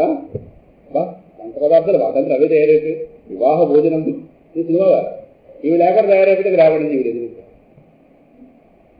ఎలా తయారైపోతాయి? ఆవిడ తయారు చేయడమే చూడలేదు. నేను ఇప్పుడే బయటకు వెళ్ళలేదు. అసలు ఉదయం నుంచి ఇంట్లో ఉంటే ఇది ఉదయం నుంచి ఇంట్లో లేకపోతే ఎలా తయారైందంటే ఆశ్చర్యపోవాలి. కానీ నేను ఇప్పుడే లోపలికి వచ్చి ఆవిడ ఎక్కడికి వెళ్తే నాకు తెలియక ఏదైనా పిచ్చి ఆలోచన చేస్తే ఎలా కుదురుతుంది? క్రియేషన్ అంటే తెలుస్తున్నప్పుడు క్రియేటర్ లేకుండా జరుగుతుందా? క్రియేటర్ అన్నది ఫిక్స్ కాకపోతే క్రియేషన్ ఎలా ఫిక్స్ అవుతుంది? ఇది కూడా ఆలోచన లేదు. కొంతమంది వాళ్ళు తిరుగుతున్నారు రోజుల్లో సనాతన ధర్మం చేయదు. Common sense. క్రియేషన్ ఎప్పుడైతే ఫిక్స్ అయిందో క్రియేటర్ కూడా ఫిక్స్ అయ్యి ఉన్నాడు. మనకు అర్థం కాకపోవచ్చు, అర్థం చేసుకోవడానికి కొంచెం బుద్ధి కానీ అర్థం చేసుకుంటాడు. చెప్తున్నాడు క్రియేషన్ నా నుంచే బయలుదేరింది. 4-5 శ్లోకాల్లో 4వ శ్లోకంలో మ్యాటర్, 5వ శ్లోకంలో ఎనర్జీ. ఏదన్నా ప్రపంచంలో 2 ఉంటాయి, మ్యాటర్ ప్లస్ ఎనర్జీ. ఈ 2 కలిపితేనే విశ్వం. సైన్స్ కూడా అంతే చెప్పింది. సైన్స్ చాలా ప్రయోగాలు చేసే వరకు అద్వైతం దగ్గరికి వెళ్ళింది. సైన్స్ ఒప్పుకున్నది కూడా అద్వైతాన్ని. మిగతా వాడికి నమస్కారం పెట్టింది. ఐన్స్టీన్ లాంటి మహానుభావులు కూడా పరిశోధించి చివరికి అద్వైతానికి ఓటేస్తారు. సరిపోతుంది అక్కడే. అద్వైతం దగ్గర మొత్తాన్ని మ్యాచ్ అవుతుంది. మిగతా వాడి గురించి మాట్లాడక్కర్లేదు. అందువల్ల మ్యాటర్ ఎనర్జీ. ఆ మ్యాటర్ ఏంటి చెప్తాడు పరమాత్మ. పంచమహాభూతాలు ఇవన్నీ గతంలో చెప్పినవే కనుక సూటిగా చెప్పినవి వెళతారు. ఇప్పుడు క్రియేషన్ ఎలా చేసేది అన్నది పాయింట్ ఇక్కడ. పరమాత్మ క్రియేషన్ మీరు వంట చేసినట్టు చేశాడా? లేదు, క్రియేషన్ రూపంగా కనిపిస్తున్నాడు. చేసే అవకాశం ఉందా? చేసేదైనా చాలా మంది భ్రమపడుతున్నారు. చేసినట్టుగా కనిపిస్తున్నాడు, చేయలేదు. సరే, పంచమహాభూతాలు భూమి, ఆపహ, అనలహ, వాయు, ఖం. ఒక ఉదాహరణకు మొత్తం వివరించి మనః, బుద్ధి, అహంకార, మొత్తం 8 అంశాలు కూడా అపరా ప్రకృతి. దాని పేరు అపరా ప్రకృతి. అది మ్యాటర్. తెలుగు భాషలో చెప్పుకుంటే, ఇంగ్లీష్లో చెప్పుకుంటే. తర్వాత శ్లోకంలో 5 అపరేయమిత స్వన్యాం ప్రకృతి విద్ధి మే పరాం. దాని పేరు పరా ప్రకృతి. జీవభూతాం మహాబాహో యయేదం కార్యతే. దాన్ని జీవ ప్రకృతి అంటారు. దీన్ని అపరా ప్రకృతి అంటారు, దాన్ని జీవ ప్రకృతి లేక పరా ప్రకృతి అంటారు. ఈ రెండింటి యొక్క మిక్సర్. ఈ 2 ఎవరు? ఆయన పదం వాడాడు అక్కడ. మే అనే పదం 2 చోట్ల వచ్చింది చూడండి. అహంకార ద్వితీయం మే అని ఎక్కడ వచ్చింది? ప్రకృతిని విద్ధి మే పరా. అనంత వస్తువు అంటే ఒకటి ఉన్నప్పుడు యాజ్ క్రియేటర్. ఈ 2 ఎవరు అవుతాయి? ఆయనవే అవుతాయి. ఆ మాత్రం జ్ఞానం ఉందిగా. ఈ 2 రావుగా. ఈ 2 ఆయనవే. నాదే అని చెప్పాడు. నాదైనటువంటి ఈ 2 ప్రకృతుల సహాయంతో 6వ శ్లోకంలో చెప్పింది అదే. ఏతద్యోని భూతాని సర్వాణి ఇది ఉపధారయ. స్పష్టంగా ఉంది. ఈ 2 సహాయంతో, 2 యొక్క సహకారంతో నేను జగత్తుని తయారు చేశాను. అహం కృత్నస్య జగత ప్రభవ ప్రళయ. ఈ జగత్తు యొక్క ఆది, మధ్య, అంతములు, సృష్టి, స్థితి, లయములు నిర్వహిస్తున్నాను. ఇప్పుడు వెనక్కి రండి. మ్యాటర్ దగ్గరికి వస్తే 8 అంశాలు చెప్పాడు. పంచమహాభూతాలు బయట ఎలా కనిపిస్తున్నాయి. మరి మన దగ్గరికి వస్తే పంచమహాభూతాల యొక్క రేషియో ఏదైతే ఉందో ఫాల్డ్ అదే దేహం. ఈ దేహం ఏదో కాదు, పంచమహాభూతాలు పెట్టుబడి పెట్టాయి, వాటాలు పెట్టి కలిపితే దేహం తయారైంది. అందుకని చివరిలో ఏం చేస్తారు? దీన్ని మళ్ళీ అగ్ని పడేస్తారు. అగ్ని తన వాటా తాను తీసుకుని మిగతా 4కి 4 వాటాలు. ఈ దేహాన్ని ఏం చేస్తాం? అగ్ని దర్శనం చేస్తాం. మన సంప్రదాయంలో అగ్నిలో పడేస్తాం. ఎవరెవరు ఏ వాటాలు పెట్టినో వచ్చి తీసుకొని రా అని చెప్తారు. ఆకాశం పడకపోతే నీరు పడుతుంది. అందుకే డెడ్ బాడీ కాలుతుంటే నీరు కారుతుంది చూడండి. నీరు ఎక్కడ ఉంది అందులో? సూక్ష్మంగా ఉంటాయి ఇవన్నీ అంశాలు. అవన్నీ కలిపి ఒక ప్యాకెట్లా తయారైతే దేహం. అందుకే దేహం పాంచభౌతికం అని చెప్తుంటారు. ఇదే తన అర్థం. పంచమహాభూతాల యొక్క స్థూలమైన పాళ్ళు దేహంగా తయారైతే పంచమహాభూతాల యొక్క సూక్ష్మ పాళ్ళు ఇంద్రియాలుగా తయారయ్యాయి. వాటిని తన్మాత్రలు అంటారు. ఆకాశం నుంచి చెవులు వచ్చేది, అగ్ని నుంచి నేత్రం వచ్చింది, నీటి నుంచి రుచి వచ్చింది, వాయువు నుంచి చర్మం వచ్చింది, భూమి నుంచి చర్మం. వీళ్ళు వాటాలు పెట్టారు. వాటిని తన్మాత్రలు అంటారు. సూక్ష్మ అంశాలు, వాటిని తయారయ్యే జ్ఞానేంద్రియాలు. దేహం కాస్త స్థూలమైన పాళ్ళతో తయారయ్యింది. అదేవిధంగా అందువల్ల మొత్తం ఈ పైన ఈ దేహేంద్రియ ప్రాణ మనోబుద్ధులను ఎప్పుడు చెప్తే 5 మ్యాటర్లోకి వస్తాయి. ఇంకా రెండోది మనస్సు ఎలాగో ఉంది, ఆలోచన సంకల్ప వికల్పాలు చేసింది మనస్సు. బుద్ధి నిర్ణయాత్మక శక్తి. అందు సంకల్పాలు చేయొచ్చు, ఏదో నిర్ణయిస్తామా లేదా? వాళ్ళు ఆదివారం క్లాసు మానేద్దామా వద్దా, నిన్న నుంచి పోవాలా, మానేద్దాం ఎన్ని ఆదివారాలు వెళ్తాం, ఇంట్లో పని ఉండదా, ఎన్నో సీరియల్స్ పోతున్నాయి రకరకాల. కానీ ఎక్కడొక్కడ మన పుణ్యవాళ్ళం కలిసి వచ్చి బుద్ధి నిర్ణయం దిగ్మాలు చేయవచ్చు. ఎందుకంటే మన గోడకన్నా ఎక్కువ గోడ అక్కడ ఉంది అదే మొత్తం మీద పోదాం క్లాసులు అర్థం కాదని గోడ దగ్గర కూడా కూర్చోవచ్చు. ఇంట్లో ఉంటే ఏదో చూద్దామని ఇంట్లో ఉండిపోయినా అది చూడనివ్వదు. అది అంటే సర్వనామం, నామవాక్యం కదా, చెప్పం ఇది చెప్తాం, అది చూడలేదు. అది ఆడకి ఇంకో ఛానల్ పెడుతుంది, ఉన్నది ఒకటే టీవీ. అదే ఆడకపోతే ఏదో పుణ్యం పురుషార్థం ప్రసాదం కూడా ఇస్తారు దేవుడు అని నా బుద్ధి అలా చెప్తే వస్తాను. నాదుండే గోళ అది సంగతి. ఇంకా అది బుద్ధి నిర్ణయాత్మక. చివరికి అహంకారం. ఏమిటి అహంకారం? నేను స్వతంత్రుడని. ఇది లేకపోతే జగత్తు నడవదు. నేను స్వతంత్రుడని భావన అందరికీ ఉందా లేదా? ఎదురుగా కుదురుతుంది. నేను స్వతంత్రుడిని. స్వతంత్రులమా కాదు, తీసుకొస్తుంది. కంట్లో పడిన నలుపు ఎలాగైతే తలుపుతుంటుందో ఈ అహంకారం అనే ఫ్యాక్టర్ మనలో ఆలోచన తీసుకొస్తుంది. నేను స్వతంత్రుడిని. ఏదో జ్వరం వస్తే పత్రం ఎంతలో స్వతంత్రం ఉంటుంది. ఆ పత్రం ఎంతలో మనం ఉండాలి. మరి జ్వరం వస్తే మాత్రం చెప్పి వేసుకోలేము. ఏ స్వతంత్రం లేదు. కానీ అనుకోవడం మాత్రం మనం. ఈయనకే మాత్రం వేయాలో తెలియదు. నా నామస్మరణనే మాత్రం వేయరా అని చెప్పాడు. జ్వరం వస్తే పేరాసత్మాలు అయ్యాలని తెలుసు. ఈ తెగిలిపోవాలంటే పూట గడవదు కానీ స్వతంత్రం అనుకుంటుంటాడు తెలుసు. అదో వాళ్ళు ఉన్నవాడు కదా స్వతంత్రుడు భావన ఉంటే వేరు కొంత ఒప్పుకుంది. నలుగురు నడుపుతుంటే కానీ వాడికి అవ్వదు. మీరు బిచ్చగాళ్ళ మాట అనంటే వింటాడేమో, పరదాడేమో మాట చూద్దాం. బిచ్చగాళ్ళ సంఘం ప్రెసిడెంట్ పిలిచేస్తాడు. పెద్ద గోళ అక్కడ. వాడు అసలు పడతాడు. వాడికో ప్రెసిడెంట్, వాడికో రిజిస్ట్రేషన్, వాడికో మెంబర్షిప్ లైఫ్ టైం.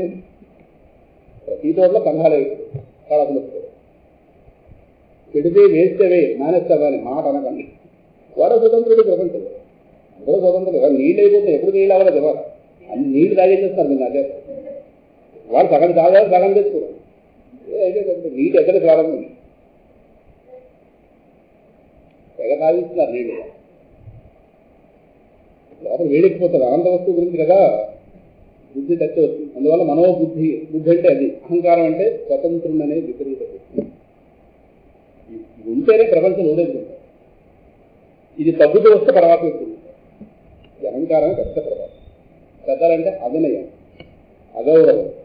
నన్ను నేనే రక్షించుకోగలను, నన్ను నేనే కాపాడుకోగలను, నేను ఏదైనా చేయగలను, నేను చేయలేనిది ఏదీ లేదు. ఈ గౌరవత మాటలన్నీ కంటే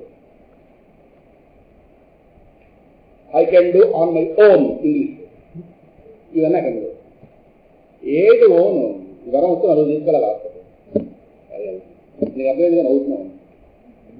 ఇది తగ్గితే పరమాత్మ. అందుకే నేను చెప్తున్నాను కదా, ఈశ్వరస్యాపి అభిమాన ద్వేషిత్వాత్. సూత నాలుగు చెప్తారు.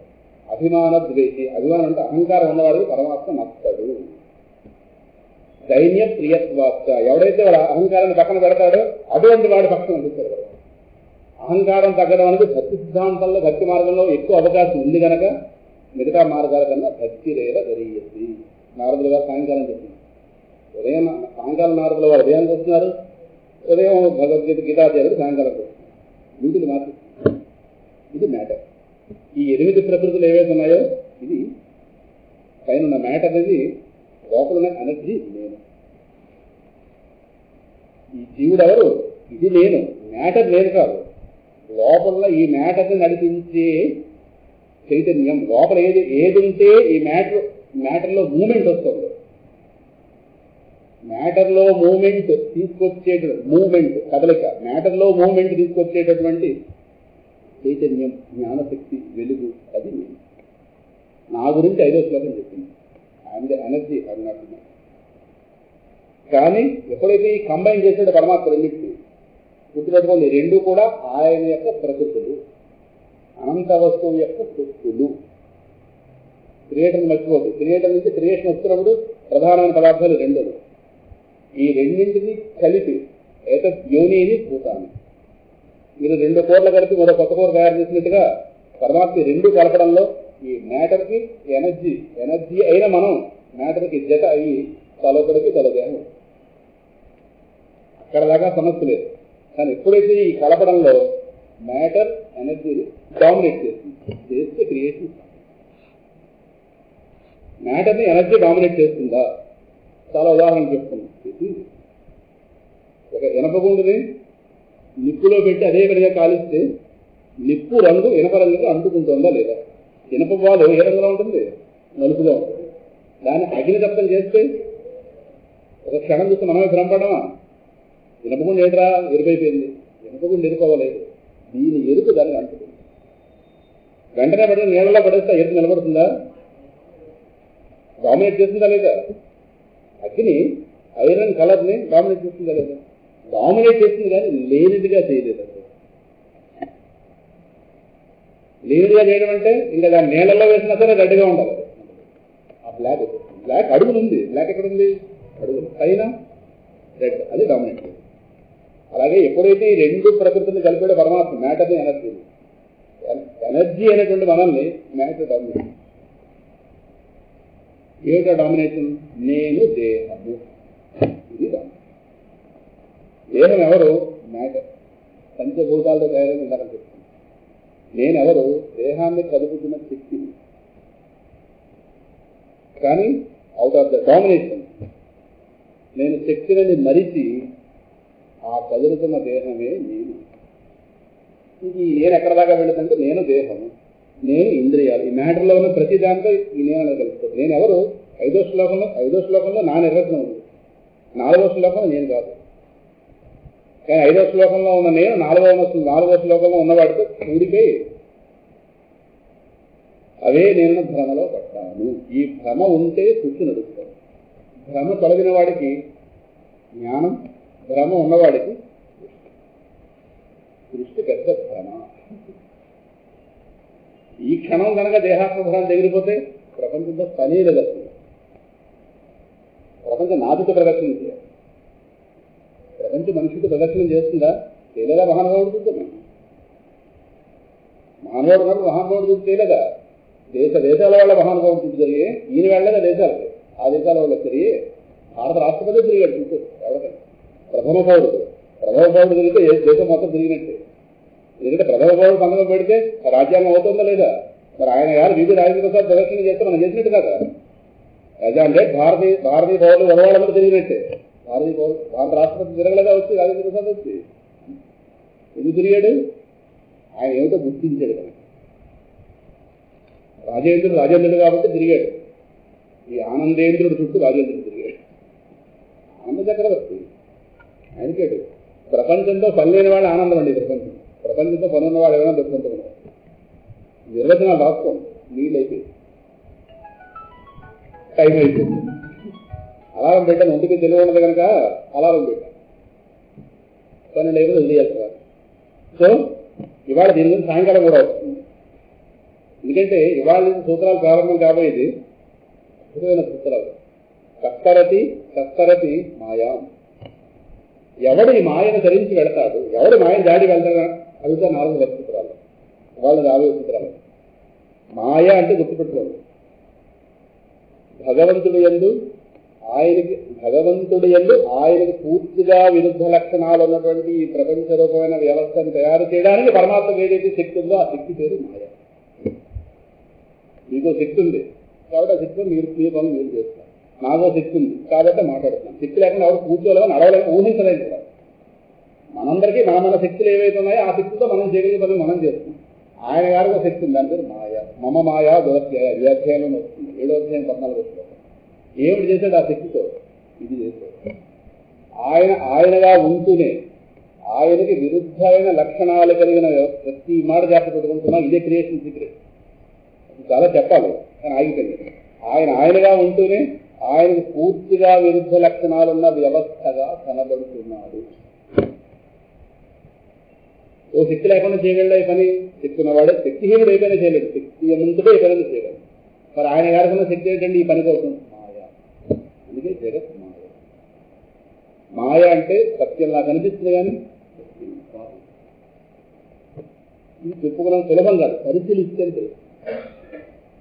అందువల్ల తనదైనటువంటి 2 ప్రకృతుల సహాయం ఎప్పుడైతే కలిపాడో అవుట్ ఆఫ్ డామినేషన్, నేను కాని వాటిని నేనేదో నేను మరిచి నేను కాని వాటిని నేను అనుకోవడంలో భాగంగా నేను మనస్సు, నేను ఇంద్రియాలు, నేను ప్రాణం, నేను బుద్ధి, ఇవన్నీ మ్యాటర్. దీనే మహర్షి మాటలు చెప్పారు. విగ్రహ ఇంద్రియ ప్రాణధి తమః నాహం. ఉపదేశాలు అహం ఏక సత్. సత్ జడం హి అసత్. అవి జడములు అసత్. ఏవి? 4వ శ్లోకంలో చెప్పినవి. నేను చైతన్యము సత్. రెండింటికి పూర్తి విరుద్ధ లక్షణాలు. ఈ రెండింటిని కలపడంలో గమ్యం. ఒక పెళ్లి కానంత వరకు కొడుకు మన ఇంట్లో డామినేషన్. పెళ్ళయ్యాక అంతే కలిసి తినేపోతాడు. మన ఇంట్లో వాడి మాటకి ఎదురులేదు. వాడు ఏదంటే చేస్తాం. ఏదో పెళ్ళేక మారిపోయాడు. మారిపోవడం కాదు, అక్కడ శక్తి ఎక్కువ ఉంది. పిల్లైపోయాడు. మనకు ఆత్మజ్ఞానం ఉంటే మనం శక్తివంతులమే. అదేం చేసి జ్ఞానం లేకుండా చేసి తనలో నవ్వుతుంది.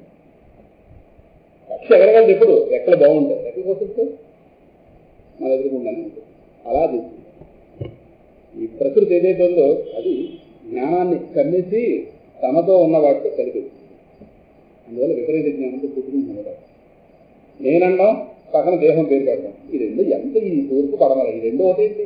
నేను విశాల నేను రమేష్ ఎవరు? ఇది నేను వేరు. రెండు కలిసి నేను 5వ శ్లోకంలో ఉన్నాను, రమేష్ అన్నవాడు 4వ శ్లోకంలో ఉన్నాడు. రెండు ఒకటేంటి? రెండు ఒక భగవద్గీతలో ఉన్నట్టుగా రెండు ఒకటైతేనా లేదా? అదే కర్మకాలికి హాయిగా తిరుగుతున్నాం జన్మల్లో. నీకేం పని? ప్రయాణికులు ట్రైన్లో తిరుగుతున్నట్టు జన్మల్లో తిరుగుతున్నాం. ఈ భ్రాంతి వదిలితే ఇప్పుడు రండి క్రియేషన్ చేశారు.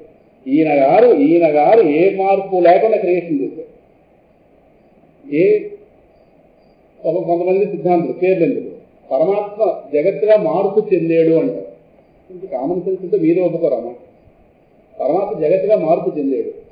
ఆయన గారు ఉదాహరణ కూడా చెప్పారు. పాలు పెరుగుగా మార్పు చెందినట్టు. పాలు పెరుగుగా అయిపోతే మళ్ళీ పెరుగు పాలు అవుతాయా? ఆ మాత్రం జ్ఞానం మీకు లేదా? ఇప్పుడు పరమాత్మ జగత్తుగా మార్పు చెందిపోతే పరమాత్మ లేదనే కదా అర్థం. మీరు అప్పుడే పాలు తోడేస్తారు, ఇంటికి బంధువులు వచ్చారు, వాడి కాఫీ ఇవ్వాలంటే ప్యాకెట్ కాల్చాలు అవుతాం, మళ్ళీ ఈ పాలతో కలిపేస్తారు, విరిగిపోతాయి పాలు. అప్పుడు తోడేస్తారు. ఇంక మధ్యకి పనికి వస్తాయేమో కానీ కాఫీ పెట్టడానికి మనకి రావుగా వెంటనే ఒక ప్యాకెట్ మీద కట్ చేయాలి. అవుతున్న వాళ్ళు కాఫీ పెట్టండి. ఆ మాత్రం జ్ఞానం మీకుందే. పరమాత్మ జగత్తుగా మార్పు చెందిపోయాడు అంటాడు మహానుభావుడు. పరమాత్మ జగత్తుగా మార్పు చెందిపోతే పరమాత్మ లేదనే అర్థం. నువ్వు భక్తి చేసి ఎవరికి రెస్పాండ్ అవుతాడు? వెరీ నో పరమాత్మ. ఇది క్రియేషన్ మార్పిడి. సాధనలు ఎవరి కోసం? ఎంత జ్ఞానం లేకపోతే మాట్లాడతారు. అంటే ఆయన గారు జగత్తును సృష్టించాలని జగత్తుగా మారిపోతే తప్పించి ఇప్పుడు మీరు వంకాయ పచ్చిగా ఉంది మూగుళ్ళో వేస్తారు, అది మార్పు చెందకుండా కూర అవుతుందా? అవకాశం లేదు. మార్పు చెందాలి. పచ్చిగా ఉంటే కూరగా అవుతుంది. అది అదిగా ఉంటే కూరగా అవుతుందా? అది మార్పు చెందితే ఉడికితే కూర అవుతుంది. అది కూర ఏంటంటే కోసినప్పుడు ఎలా ఉందో అలా లేదనే కదా అర్థం. దానిగా ఉండి కూరగా అయ్యే అవకాశం లేక మారిందేమో కానీ పరమాత్మ అంత చేతగానే ఉంటుందా? ఇంకోటి జగత్తు కోసం అది మార్పు చెందిపోవాలా? అంత చేతగానే వాడు అక్కడ ఉన్నవాడు. అందుకే నేను ఏం కాకుండా నేనుగానే ఉండి ఈ జగత్తు సృష్టించేదా? ఇంద్రజాలం సృష్టించడానికి వాడే మార్పు చెందిపోవాలా? వాడుగానే ఉంటాడు అక్కడ. టీచీ సర్కార్ వాడే మార్చించాడా? మనకు కనిపించడేమో కానీ రింగ్ మొత్తం చూస్తాడు అక్కడ. వాడు చెప్తేనే ఆ స్టేజ్ మీకు ఏమైనా వస్తుంది. వాడు చెప్పినట్టే నడుస్తుంది. మొత్తం ఆ స్టేజ్ మొత్తం ఆ 2 hours వాడి కంట్రోల్లో ఉంటుంది. వాడు ఒకటి కనిపిస్తాడు, ఒకటి కనిపించడు. నేను అడిగేది వాడు ఏమైనా మార్పు చెందాడా అంటున్నాను. అదే మాత్రం చివరిలో మార్పు చెందుతాడు, డబ్బులు రాకపోతే, అది వేరే సక్సెస్. కానీ సక్సెస్ నడవడంలో వీడు సక్సెస్గా మార్పు చెందాడా? వీడు వీడిగా ఉంటూ సక్సెస్ నడిపించాడా లేదా? వీడికే ఎంత శక్తి ఉంటాయి. అనంతమైన పరమాత్మ తానుగా ఉంటూ తనదైనటువంటి రెండు ప్రకృతి సహాయంతో సృష్టిస్తున్నాడా? ఇంత చేత కాని వాడు. మీకు ఉదాహరణ చెప్తాను, విడిపోదాం. సరైన ఉదాహరణ ముండపోపనిషత్తులు చెప్పారు ఉదాహరణ. ఏమంటే పరమాత్మ తానుగా ఉంటే ఎలా ఈ ఎంత నడుపుతున్నాడంటే మేము ఒప్పుకోమండి. తెల్లవారు కదా, అన్బీటబుల్. అది యొక్క ఆర్గ్యుమెంట్ అన్బీటబుల్. ఉపనిషత్తు చెప్పింది చెప్తారు. పరమాత్మ తానుగా ఉంటూ క్రియేషన్ చేస్తున్నాడు అనడాన్ని మేము ఒప్పుకోమని కొంతమంది అన్నారు. ఆయన క్రియేషన్గా మార్పు చెందాలి. మార్పు చెందడం అంటే మళ్ళీ వెనక్కి వచ్చే అవకాశం లేదు. పాలు పెరుగు ఉదాహరణ చెప్తాను. దాన్ని పరిణామవాదము అంటారు. పరిణమించాలి, అది ఇదిగా మార్పు చెందుతారు. మార్పు చెందాలి పోయడం కదా అర్థం. పరమాత్మ లేడనే కదా అర్థం. పరమాత్మ లేకపోతే మోక్షం వస్తాడు. ఇప్పుడు జగత్త మోక్షం వస్తుంది, ఏదో సిద్ధాంతం. ఆచార్య గారు చెప్పింది పరిణామవాదం. పరిణామం ఏంటా బాబు? ఆయనగానే ఉన్నాడు. ఆయనగానే ఉండి క్రియేషన్ చేస్తాడు. ఇది మేము ఒప్పుకోమన్నారు. అది ఉదాహరణ చూపిస్తాం రండి అన్నారు. రాత్రి మనకు కళ వస్తుంది. కళ్ళలో ప్రపంచం తయారవుతుంది. కళలో ప్రపంచం తయారీ కావడానికి గుడిసరికి ఏంటి మీ ఆలోచన లేదు. ఇప్పుడు రిలయన్స్ అధినేత ఉన్నాడు, మంచి ఉదాహరణ. ఉదయం ముఖేష్ అంబానీ 1,00,000 కోట్ల అధిపతి పడుకున్నాడు. ఆయన గారు బెత్తగాళ్ళ కళ వస్తుంది. వినండి, ఆయన గారు బెత్తగాళ్ళ పడుకునేదాకా పోటీస్తారు. పడుకున్నప్పుడు పోటీస్తారు. నిద్రలో ఆయనకి బెత్తగాడిగా స్వప్నం వస్తుంది. బెత్తం ఎత్తుకుని నలుగురు చేత మనందరి చేత చీచి అనకూడదు. ఇప్పుడు నేను మిమ్మల్ని అడుగుతాను, నేను బహుశా అడిగితే కొడతారేమో. ఆయన మెలకువలో ఆయన యొక్క డబ్బులన్నీ ఆయన దూరం అయిపోతే బెత్తగాడు అయ్యాడా? కోటీశ్వరుడిగా ఉండగానే బెత్తగాడు అనే స్వప్నం వచ్చిందా? ఏమిటుండగా ఆయన బెత్తగాడ ఉన్నప్పుడు మెలకువలో కోటీశ్వరుడా బెత్తగాడా?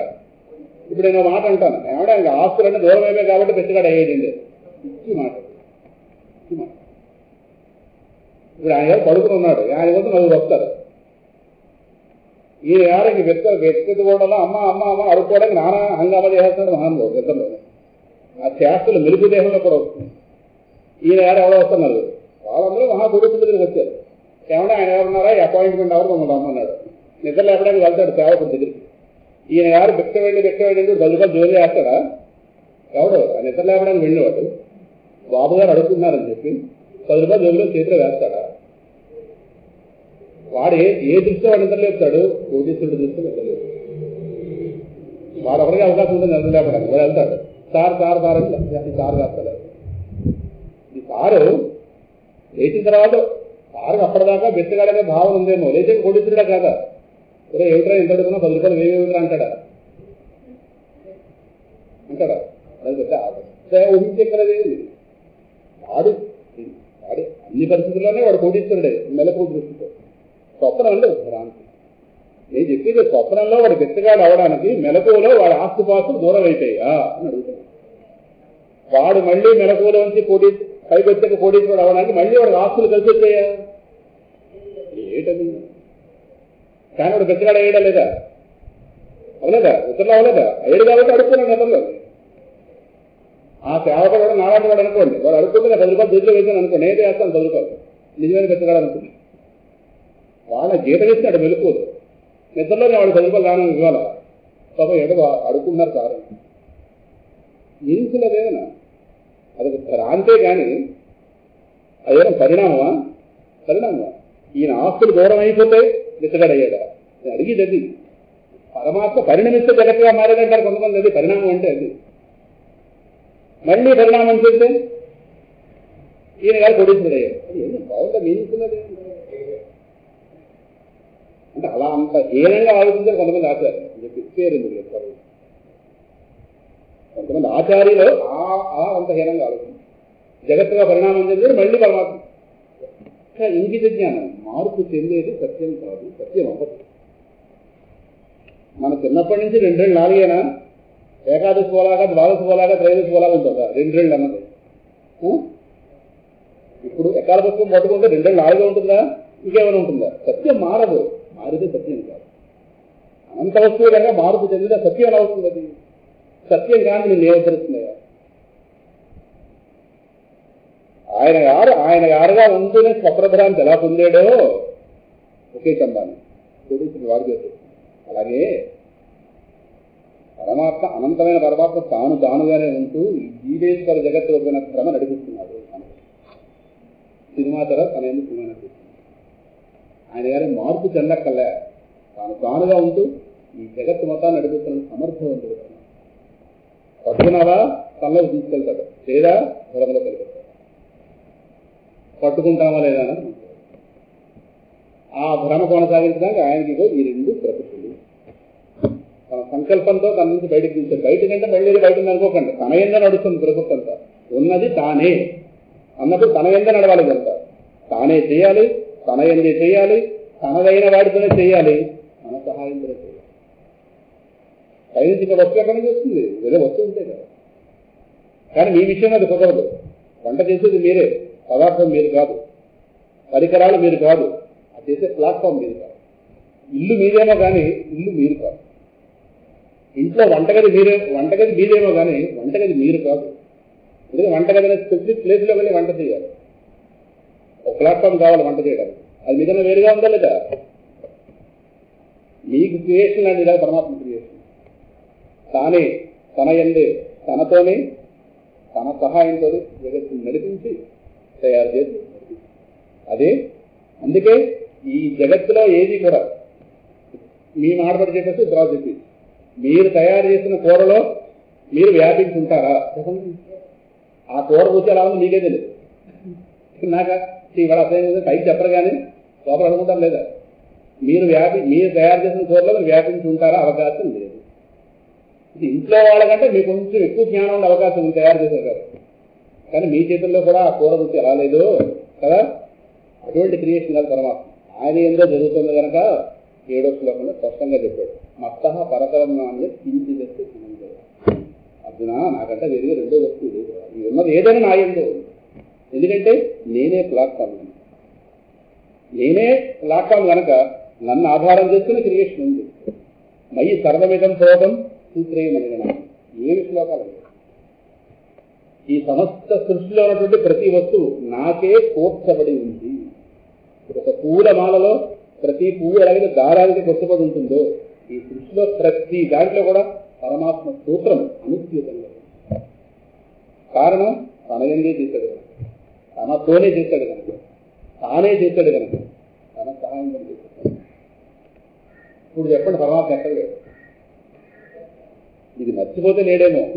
ఇది జ్ఞాపకంలో ఉన్నవాడికి భక్తి జరగడానికి ఒక పర్టికులర్ ప్లేస్ కావాలా, పర్టికులర్ టైం కావాలా, పర్టికులర్ ఈవెంట్ కావాలా? కార్తీక మాసం రానివ్వండి, భక్తి చేస్తాం. ఈలోపు భక్తులు కాదా? ఏ కార్తీక మాసంలోనే పరమాత్మ అంతా వ్యాపించుంటారా? ఇప్పుడు కాదా? ఇగో ఇలాంటివి అర్థం కాక మనం అనుకునే ఏం ప్రయోజనం? చెప్పేవాళ్ళు తినగా చెప్పాలి. చెప్పేవాళ్ళు సమగ్రంగా ఏకకంఠంతో ముక్తకంఠంతో చెప్తే భక్తులు తయారీ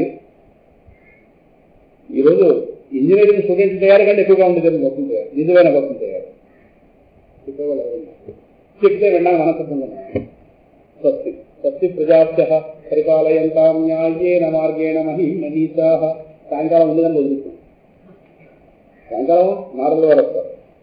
స్వస్తి ప్రజాభ్యః పరిపాలయంతాం న్యాయేన మార్గేణ మహీమహీషాః గోబ్రాహ్మణేభ్యః శుభమస్తు నిత్యం లోకాః సమస్తాః సుఖినో భవంతు.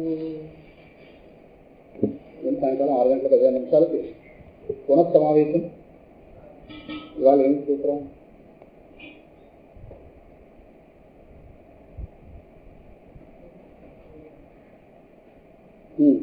దుస్సంగ సర్వచైవ యాజ్యః.